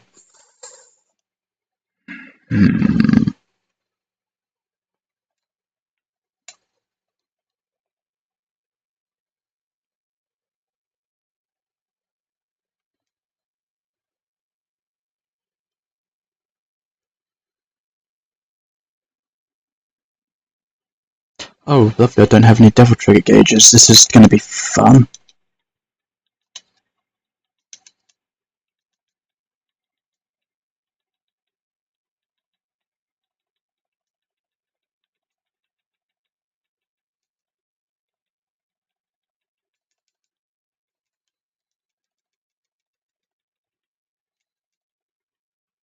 There we are.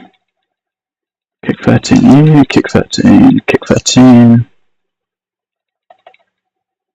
And Inferno, that should be just about dead. Yes, it is.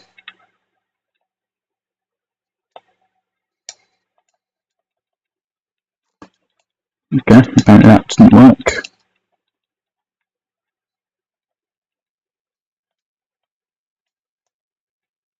There we are.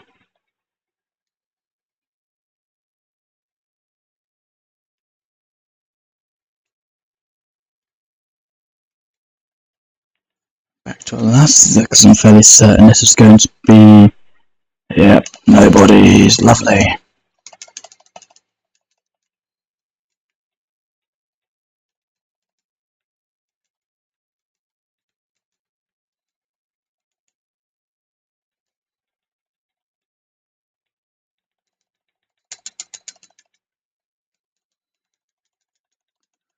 That's nothing I should have brought up. If the nobodies really are giving you too much trouble, A-Rated Velocity does work wonders on their mask.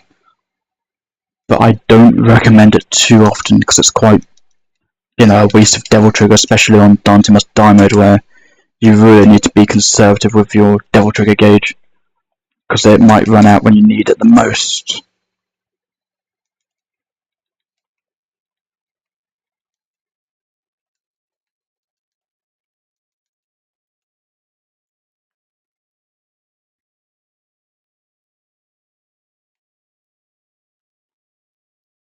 Go to some health. Not much, but it'll probably save me for another hit.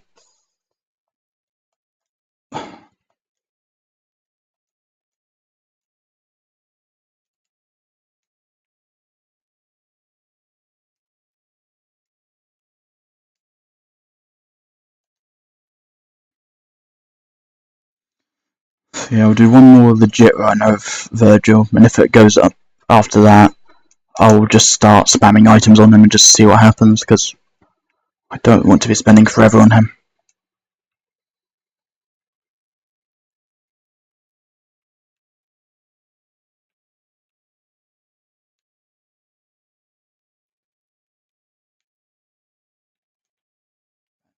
Too early.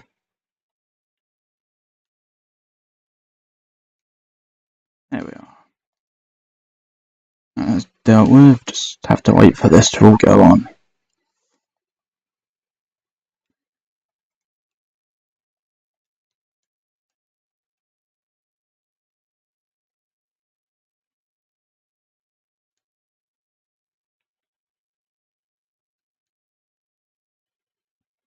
There we are.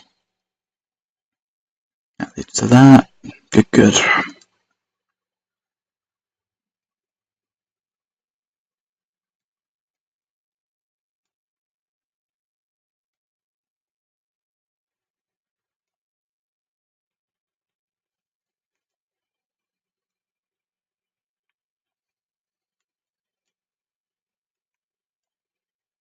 There we are.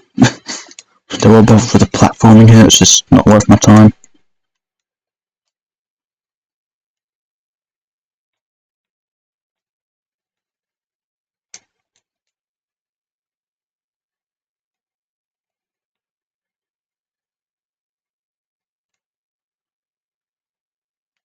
Nope. Getting out of here.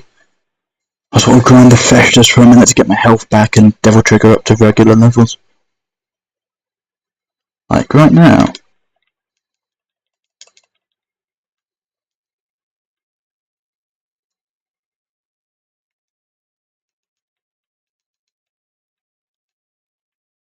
We are.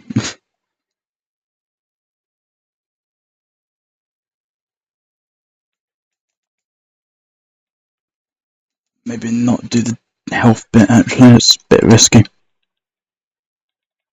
Yeah, not the health bit. Just get my Devil Trigger gauge up full.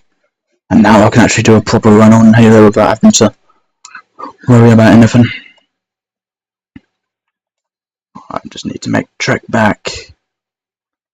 Good as fetishes.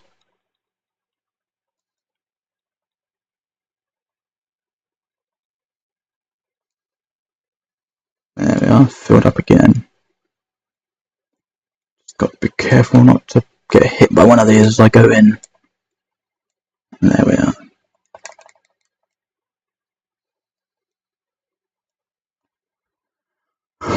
Back to your feet and back to Ebony. This better work, or else there's going to be problems.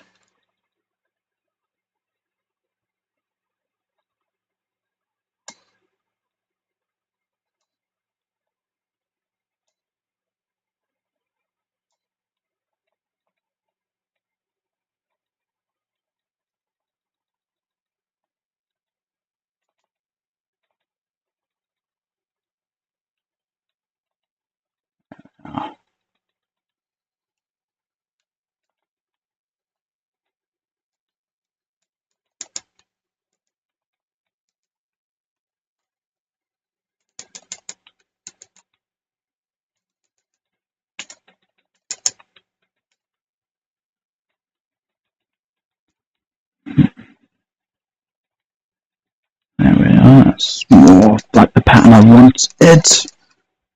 I say that and immediately takes that pattern away from me, lovely.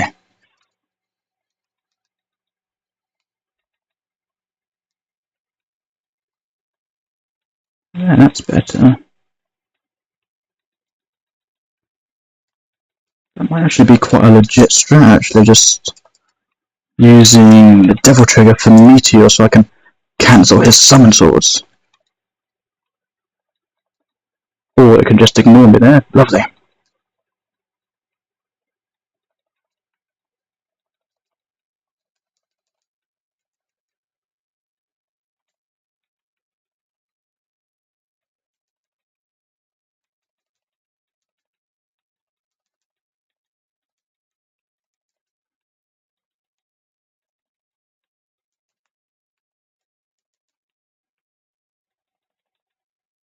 Okay, what happened there? I clearly interrupted him shooting it.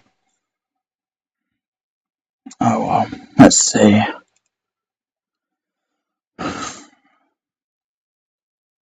I hit 31, I'll do the item spam.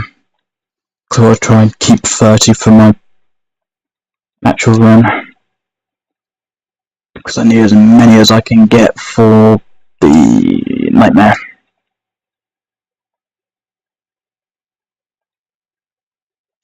Oh yeah, before I mention it actually, I won't be using this much for the duration of this run. I mean, I will every now and then, because it's quite good at points, but the main problem with this is it doesn't have Devil Trigger, and that really bites you back. Especially when enemies have their own Devil Triggers in this mode, which just causes too many problems, really.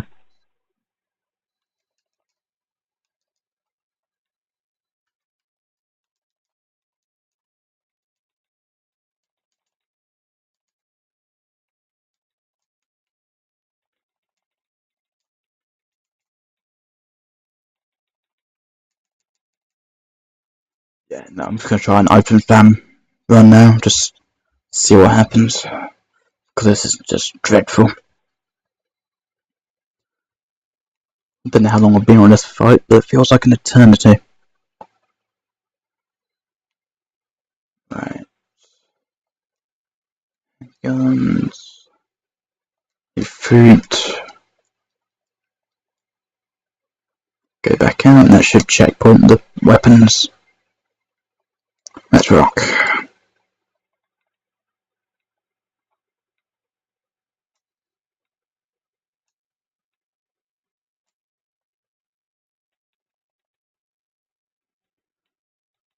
Nope. There we are, that's what I wanted to do.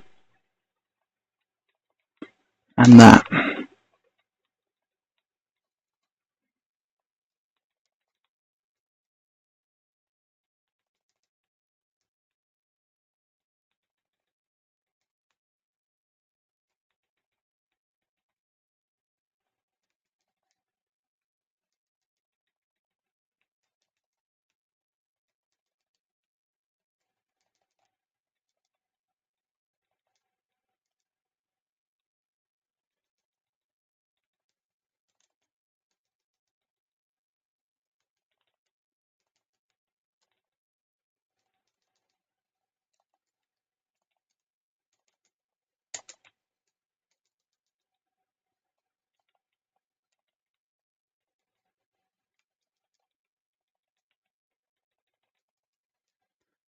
That run wasn't going to win. Just knew it.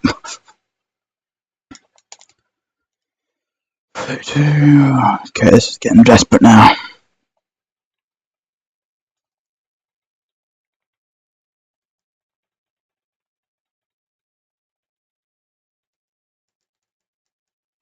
Okay, now just double checking something that apparently alternating the fire doesn't increase your fire rate, because I remember that being a method in some of the Mega Man games actually. I would say like Maverick Hunter X, where if you're using the X Buster, you could alternate between square and triangle, because that was triangles for specials. But if you didn't have the special equipped, you could have like double fire rate on the X Buster, and it was beautifully overpowered. No, that's about as good as a setup I'm going to get, unfortunately.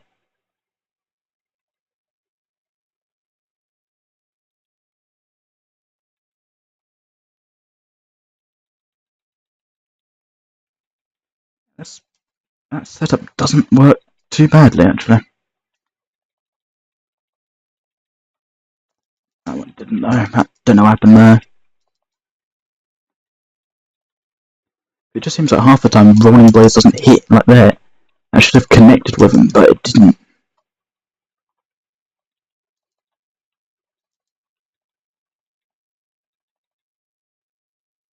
And like right there, what happened to my stun there? That 13 kick should have hit him somehow.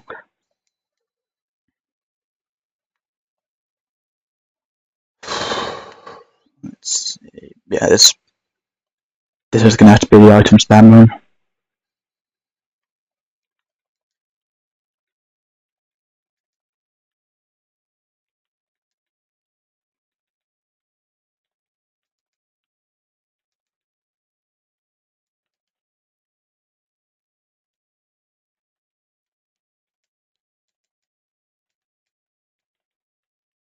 And that right there, that Rolling Blade should have hit those blades, but apparently the game just doesn't feel like liking me today.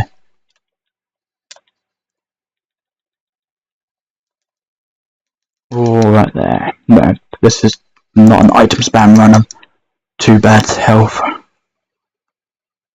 Because ideally I want to be getting him down to, I don't know, 60% before I even think about dropping untouchables and holy waters on him, because anything above that I'm just wasting my own time, because I'm not going to get in that run.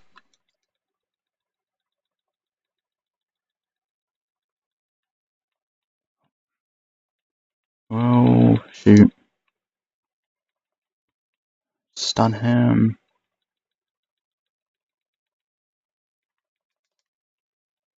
Okay, what happened there again?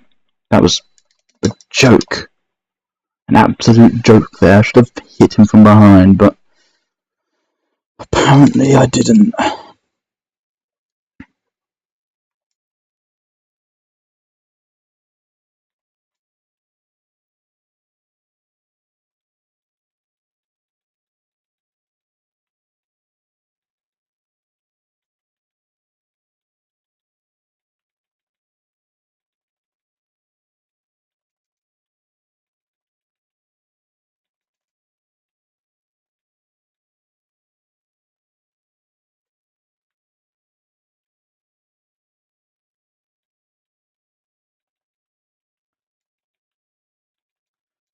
As long as I can keep the second health bar active, I should be good for this run to do the item spam.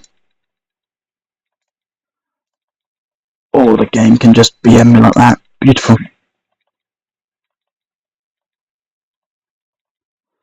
Oh, like right there, what happened to my camera game?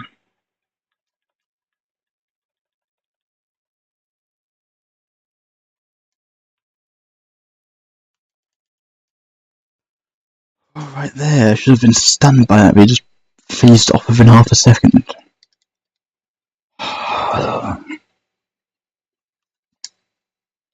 Right, no excuses, I'm gonna have to drop every item on them now. I'm just sick of them.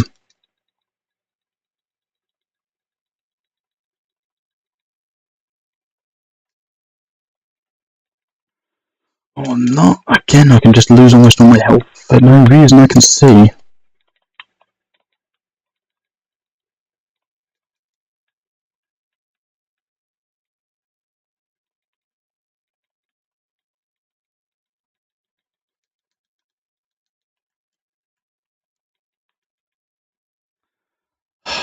Okay, I thought Inferno had invincibility frames, but maybe I'm mistaken.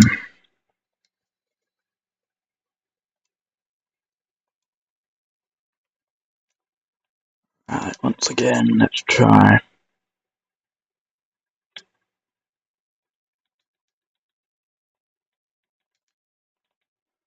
What the fuck?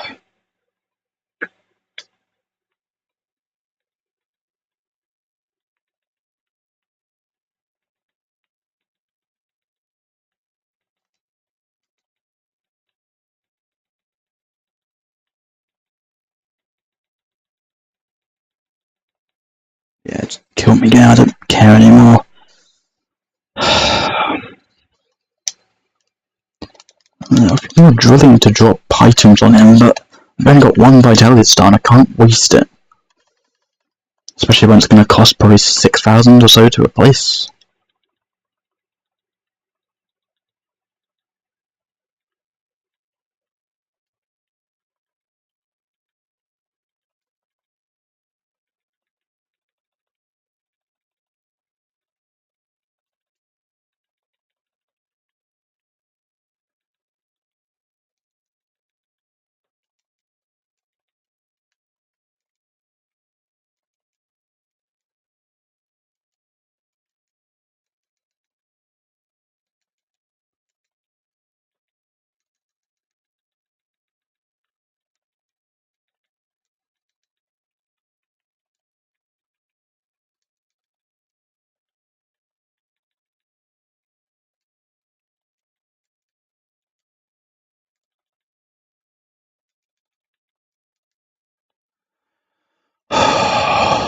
Oh, this is not going anywhere. I need to get rid of him soon. 25, that's too low. Need to restart.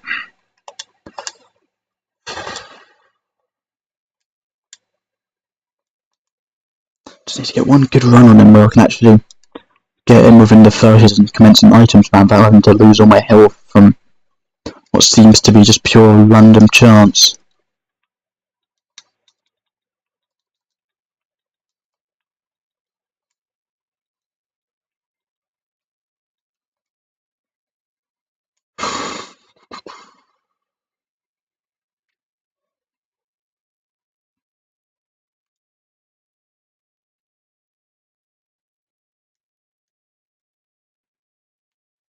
Alright, let's try this again.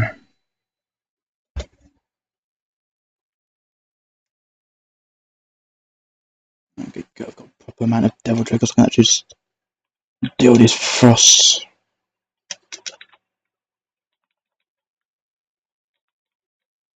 Okay, good. What happened there? He should have been hit as soon as he landed on the Inferno.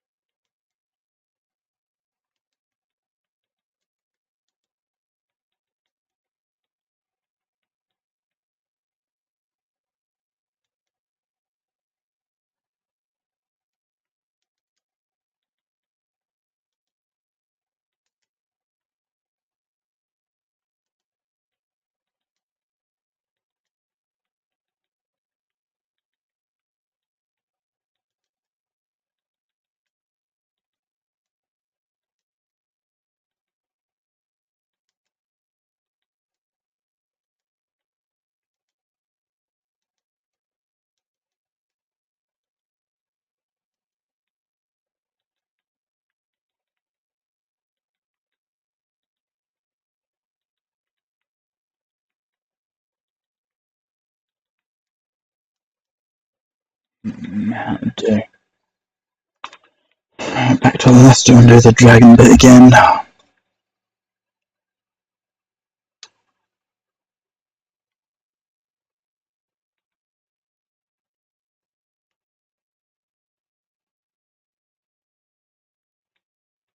Nope. Too early.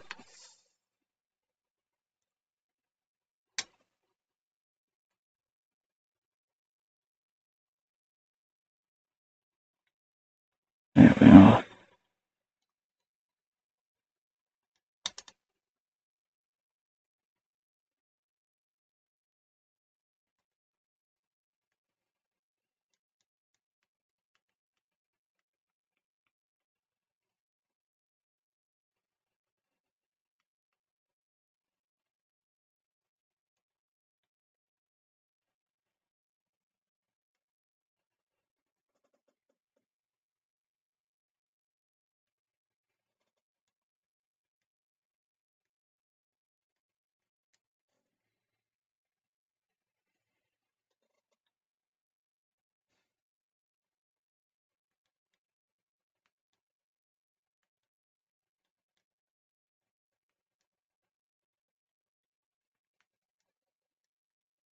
Nope.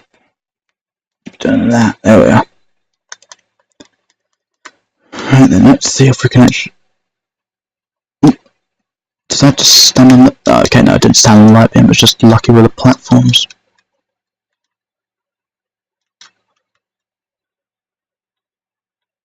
I'm quite surprised this isn't one of those red ore places.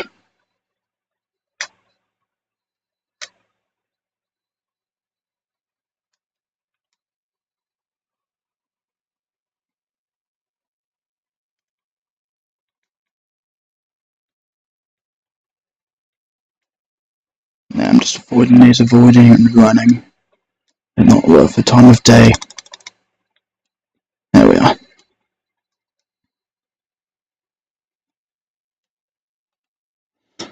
Handguns. The fruit. Back out into the main lobby.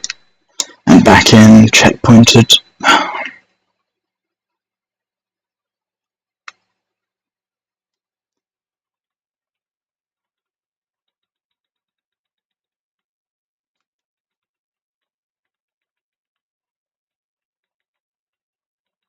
There we are. That's what I've been wanting to do for a while, but the game just wouldn't let me.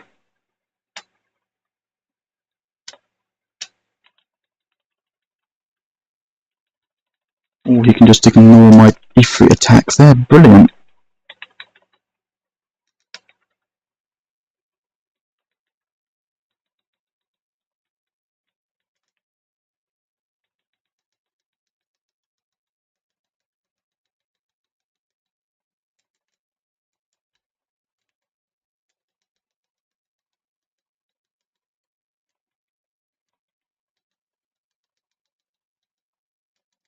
There, good. That was a tower run.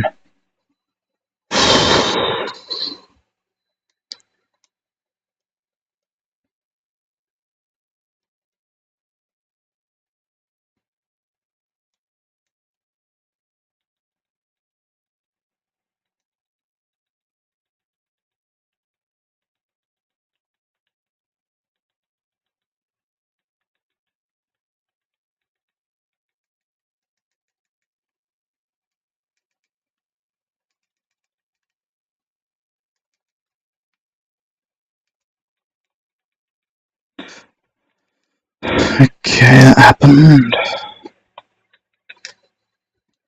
You know what? Let's just try it. Better to try it than to never. No.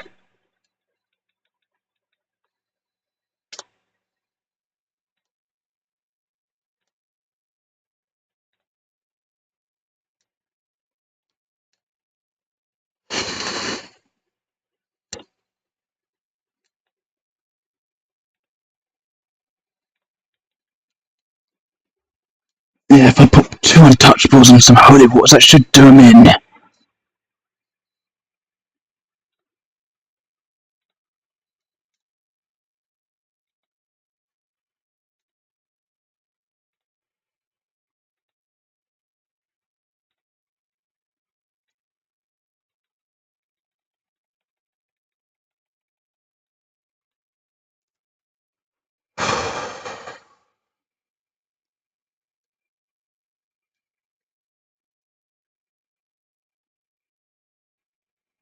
more.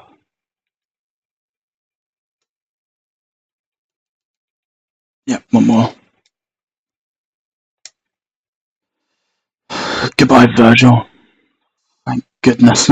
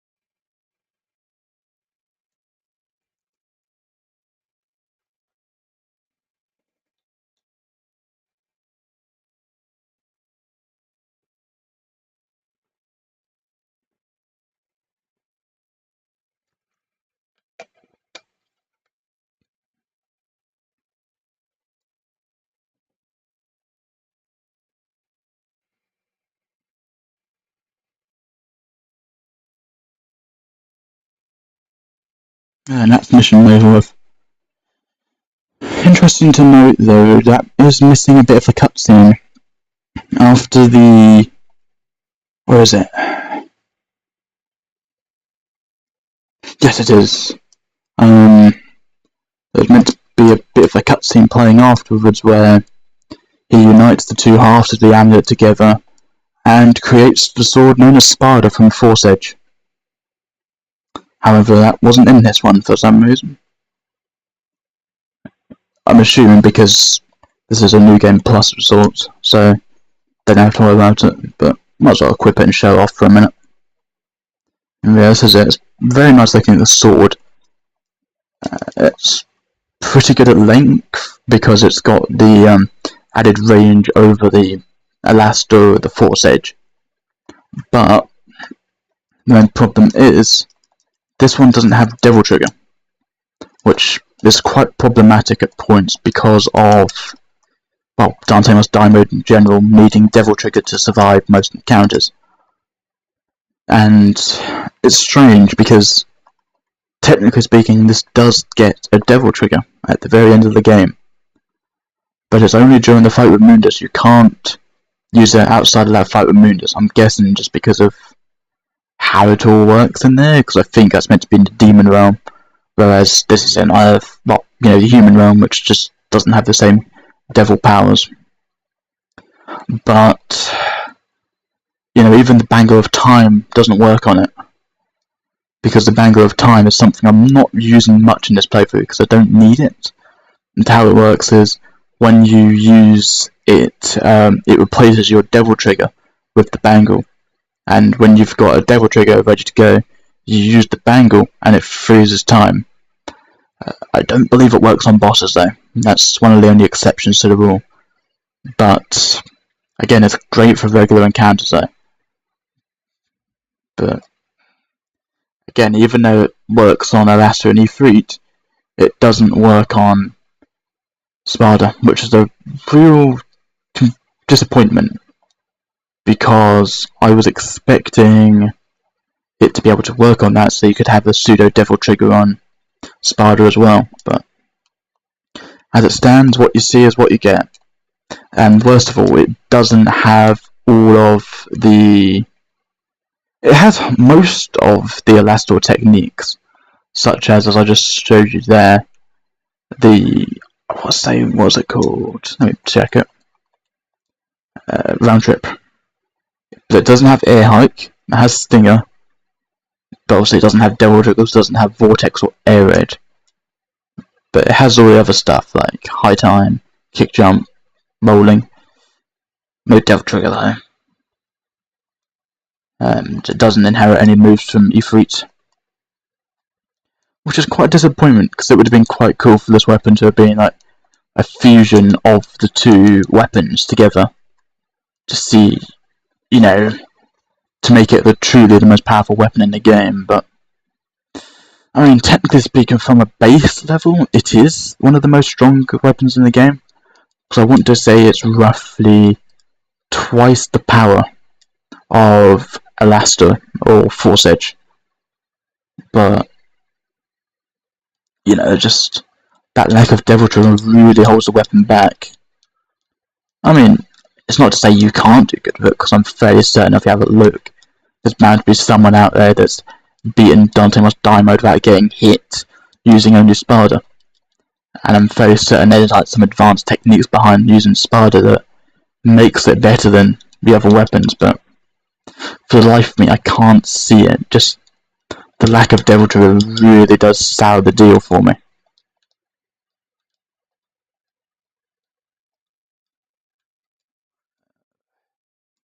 You know, this is the last underwater section of the game. Be careful though, on hard and above, there's probably going to be sensors in this room to the right. But if you come into this room and break this barrel, there's a blue orb fragment or a yellow orb in there, which is quite useful, I'd say, just because it's quite obvious, so to say. Then just obviously go back here. Yeah. Yeah, they didn't really think this through because the sensors are pretty weak underwater. It's like 3 or 4 bullets to finish them from the needle gun.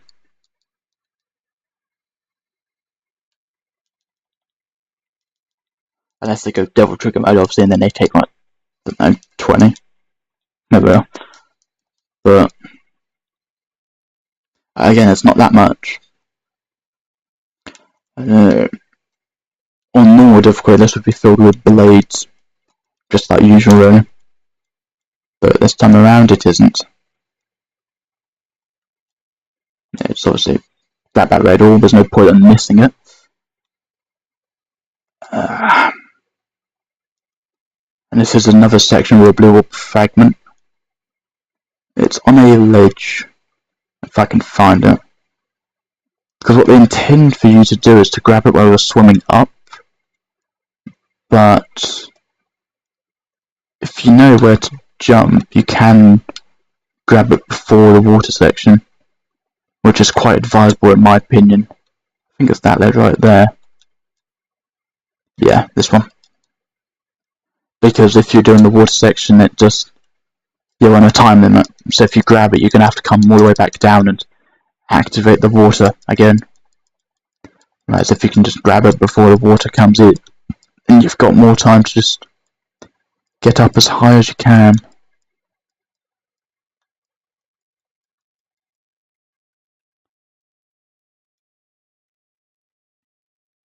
You know, up here is the Philosopher's Egg.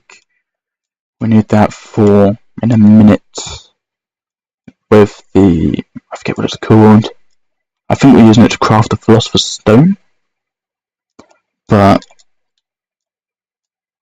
that requires a boss fight.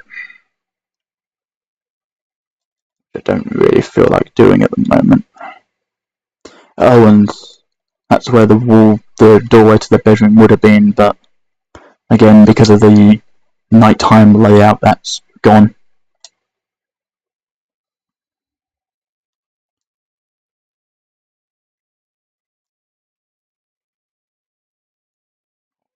Before we start, though, I might as well just double check.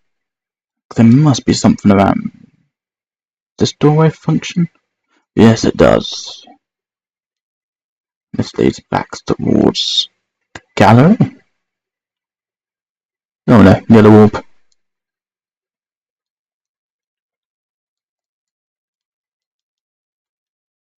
don't know what that was for. Or was this the reverse side of that statue in daytime? Could be, I'm not too sure.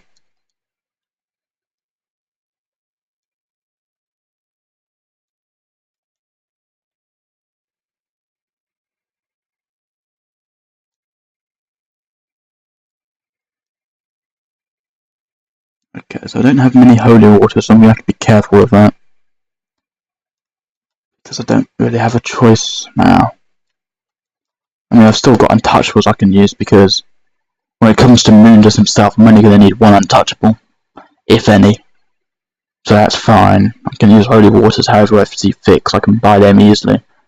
The Vital Star, I don't really want to be using that, because that will get me into bad habits with dodging. And I use the egg. And here comes Nightmare 2. And again, my plan is just get phase, not the phase, but try and get the, what's it called first?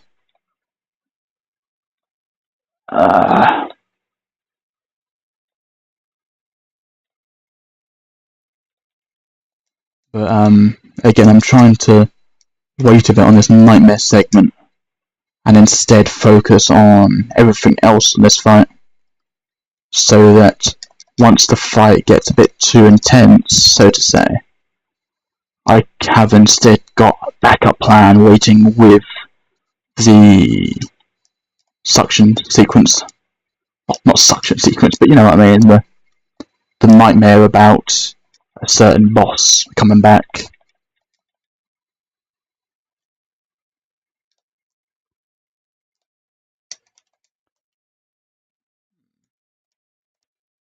There we are.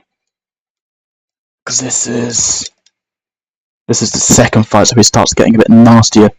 Because this is when he introduces the boomerang attack, which is probably the worst thing about this fight in general, because you can't see the boomerang until it's too late. In fact, there it is now.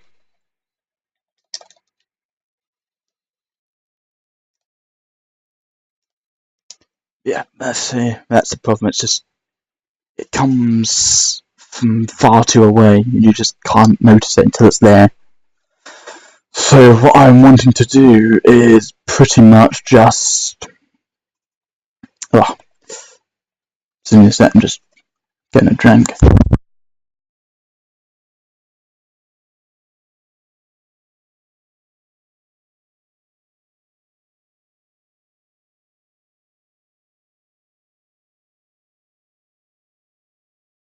Anyway, as I was saying, the plan for this fight really is just to stick on this E3 plan that worked miraculously last round. And that is just trigger Devil Trigger, and then just do a fully charged punch, punch, kick, kick. That does an insane amount of damage to him, and best of all, it doesn't really impact his cores much. And I want to be careful with the cores, because when they break, that's when the bad stuff happens, because that's when he updates his attack patterns. In fact, I believe the entry for him even states as much. If I can find him. Where is he? Nightmare.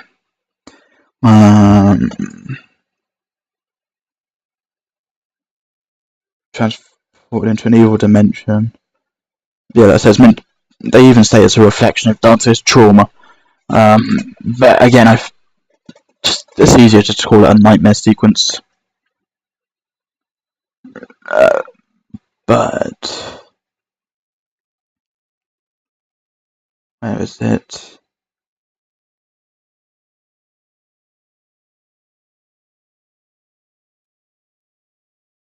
Immune projectiles can be shot back with the guns. What? Once the missile is their target, they will return damage it. Yeah.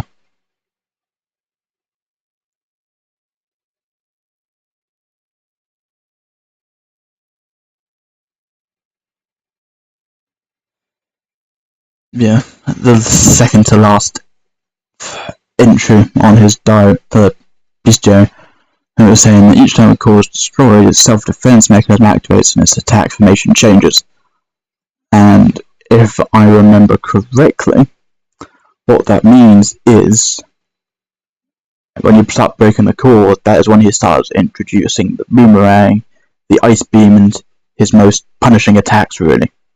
So the plan again is just try and do a fully charged punch, punch, kick, kick, because I'm not sure what does the damage calculations on the core.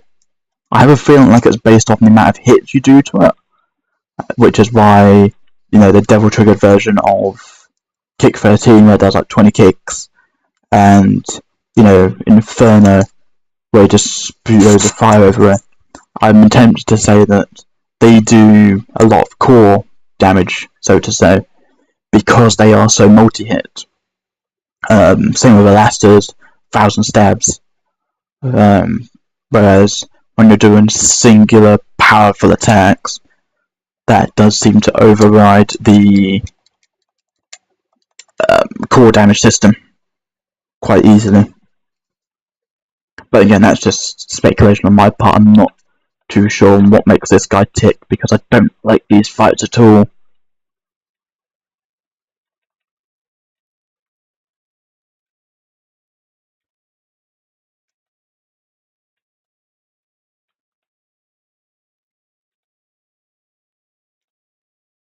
You see there, I haven't even used a full Devil Trigger gauge and I've already taken off almost 20% of them. And that is really what I want to be doing, because that way I'm not breaking the cores, and I am still doing great amounts of damage to him, so that once the fight gets a bit more tricky, so to say, I can just retreat to the Nightmare sequence and just get my health back, my Devil Trigger back, and also just finish him off and put him into more critical health values, while still not compromising on core damage.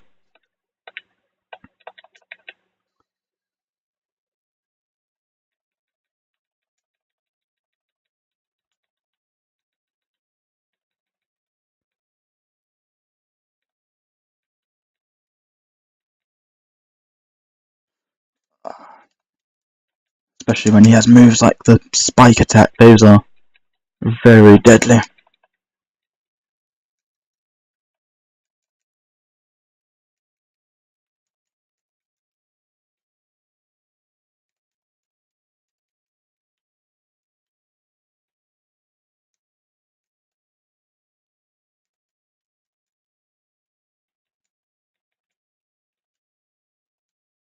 So I wasn't expecting a miracle that round, because I was just too far in, and just couldn't get a good enough beat on him. I'm wondering if pistols are the best method for guns, though. I mean, it's immune to Nightmare Beta, because, Nightmare can't be weak to his own element. Shotgun would be quite good for dealing with the... So would a grenade gun, actually, be quite good for dealing with those little machine guns.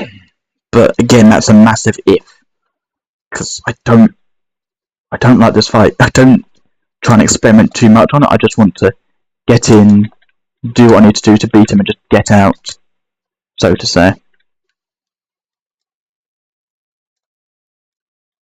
Okay, game, what was that? I clearly attacked the core, so why did you land me on the ground in front of an ice beam?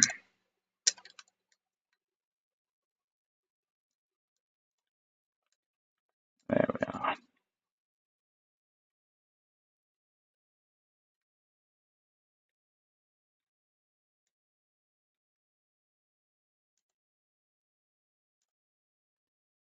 This one wants slow, charged, potent. That is really the main method to this guy, I think.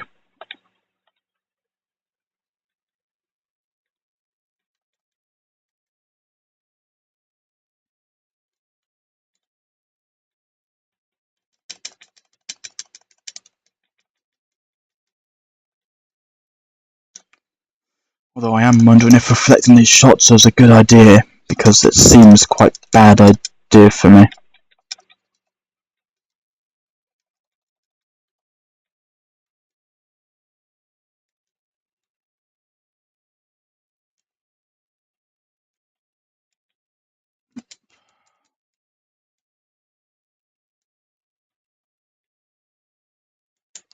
Nah, again, I'm getting too carried away. But And this is probably winnable without any using items, but well, I mean, it's definitely possible, but I don't know how long I want to risk on this fight, because ideally I want to get up to Nightmare 3 before the session ends, and I need to eat. So, but again, I can quite easily just blaze through those other missions, so that's fine. I probably won't do another stream today, though, after I finish the session, but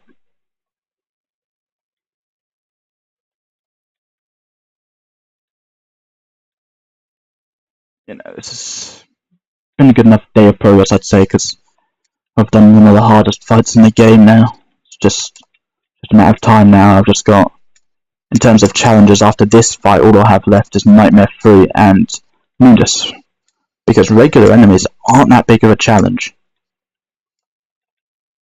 I mean, granted, there's going to be a couple that are just insufferably annoying, like say if they put me in a room with shadows and frosts, but I don't think the game is that cruel, thankfully.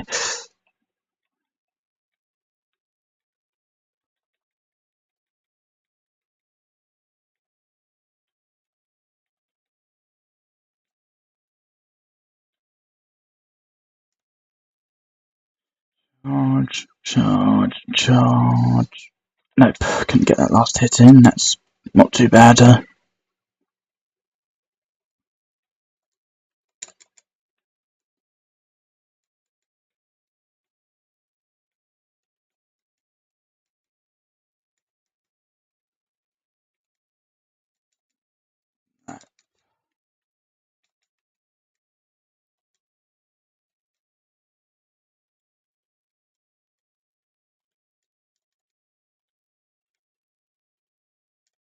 Anyway, that's what I wanted. I don't know why the game was just being so picky about it.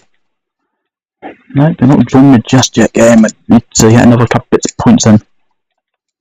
Because I do not want to be dealing damage to this guy once the bad bits come in, such as the boomerang.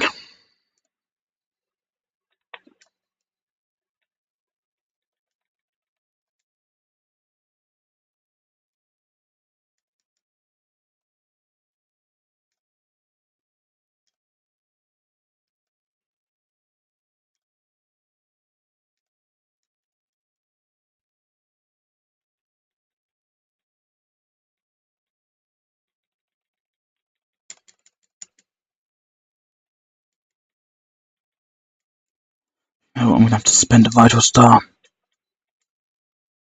I cannot risk this fight.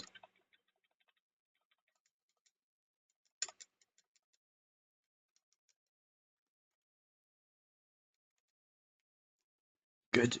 Your goo. Absorb me now. And if I have planned this correctly, that should be enough to kill, provided I can beat Featherface again.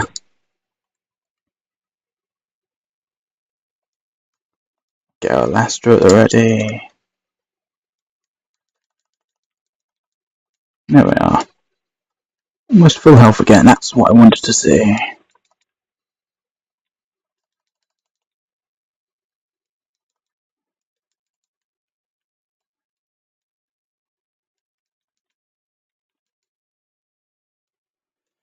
Back to full health. Right. So one detail I forgot to mention yesterday is there is a bug in this remaster. Not there's several actually. This isn't that great of a remaster really. But at this point I'm just glad to have Devil May Cry again on systems I actually play. But one of those biggest bugs is Griffin's ribcage. In the original version, once he was knocked out, his ribcage would open up, leaving him ripe for attacking. In the remaster, they forgot to program in the ribs opening up, so it just looks like it's fallen over and you're attacking his ribs. I mean, it's not a major but it is quite a big difference really, because that's just poor programming, I'd say, on their part. But you know, it's one of those things where you're not going to notice unless you played the original before. I mean, granted, you might have an inkling because you can see something glowing in there, and you'd think, "How do I get that ribcage open?" Because that might be a clue to maximum damage. But whoever this remastered team is, I want to say it's Neo Bard's Entertainment. They still did a fairly good job. But I wish they did a little bit more effort in some regards. But 9 times out of 10, it's pretty good. But as I was saying before, air raid does work pretty well on Griffin if you just keep careful with them.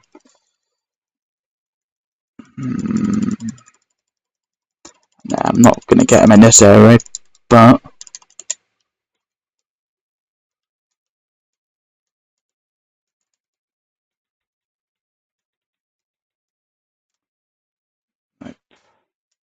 nope, nope, nope, nope.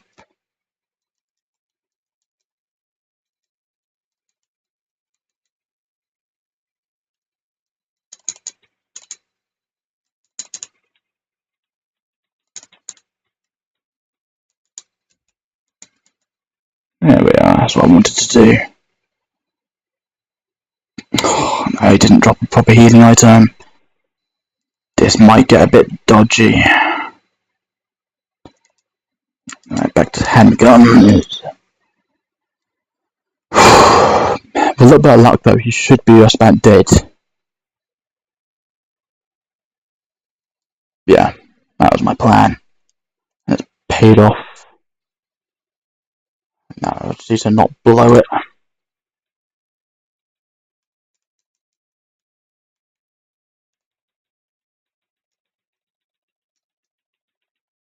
Like that, there we go. I only spent a vital star, which isn't too bad, honestly. And that's the mission, really. Just get my devil back to Alaska.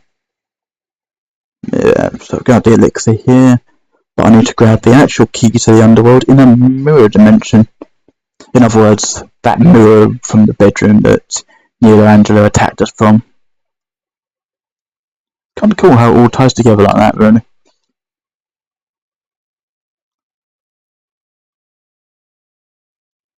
Save.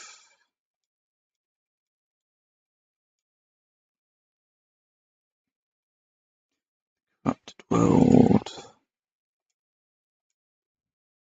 That starts with 1,000. There we are, back up to full.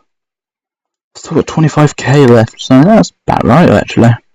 I just need to make sure not to waste all my items on the what's it called? Nightmare, and not have enough red orbs from Mundus himself.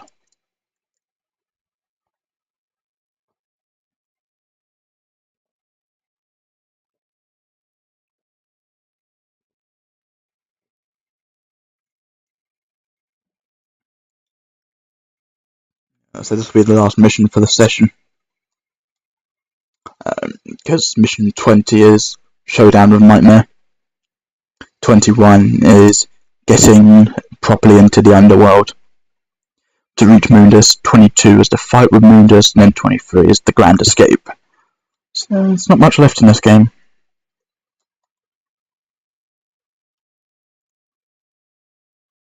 But that's how it is, really.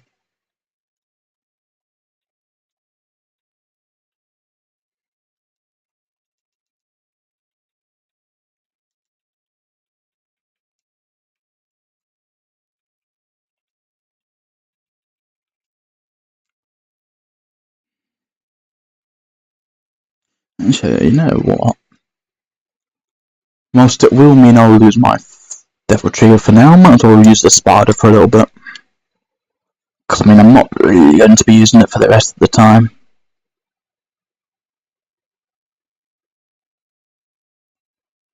If I remember what's coming up next, yeah. The elixir is responding to this painting of the bedroom. There's the mirror. The mirror's reacting, so it's just a matter of going through. I do like the screen filter effect there, it's quite nicely made. About the only good one though, because the underwater filter is kind of ugly.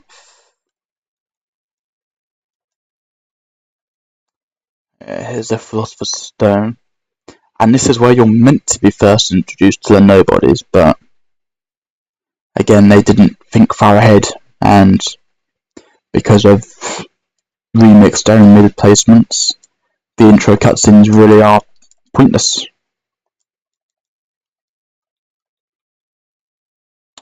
Yeah, but there's them putting on a mask. Oh, it wasn't the one I was expecting. This isn't good. This isn't good.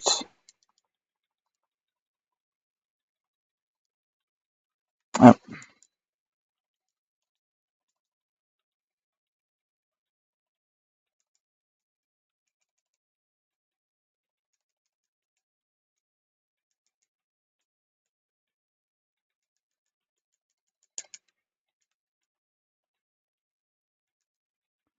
Again, it's despite the whole lack of Devil Trigger, the Spada is still very powerful. But again, you still miss the key points of the other weapon. Oh, Elasto, really. You can't. This isn't really comparable to Ifrit because there is no like charging an attack to increase the damage like on Ifrit.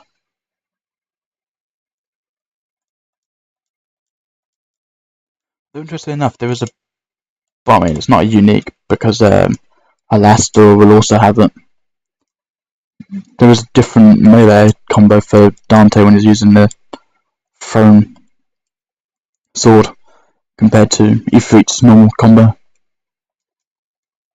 I'll just quickly need this back because if I remember correctly, this should be a yellow orb / blue orb fragment.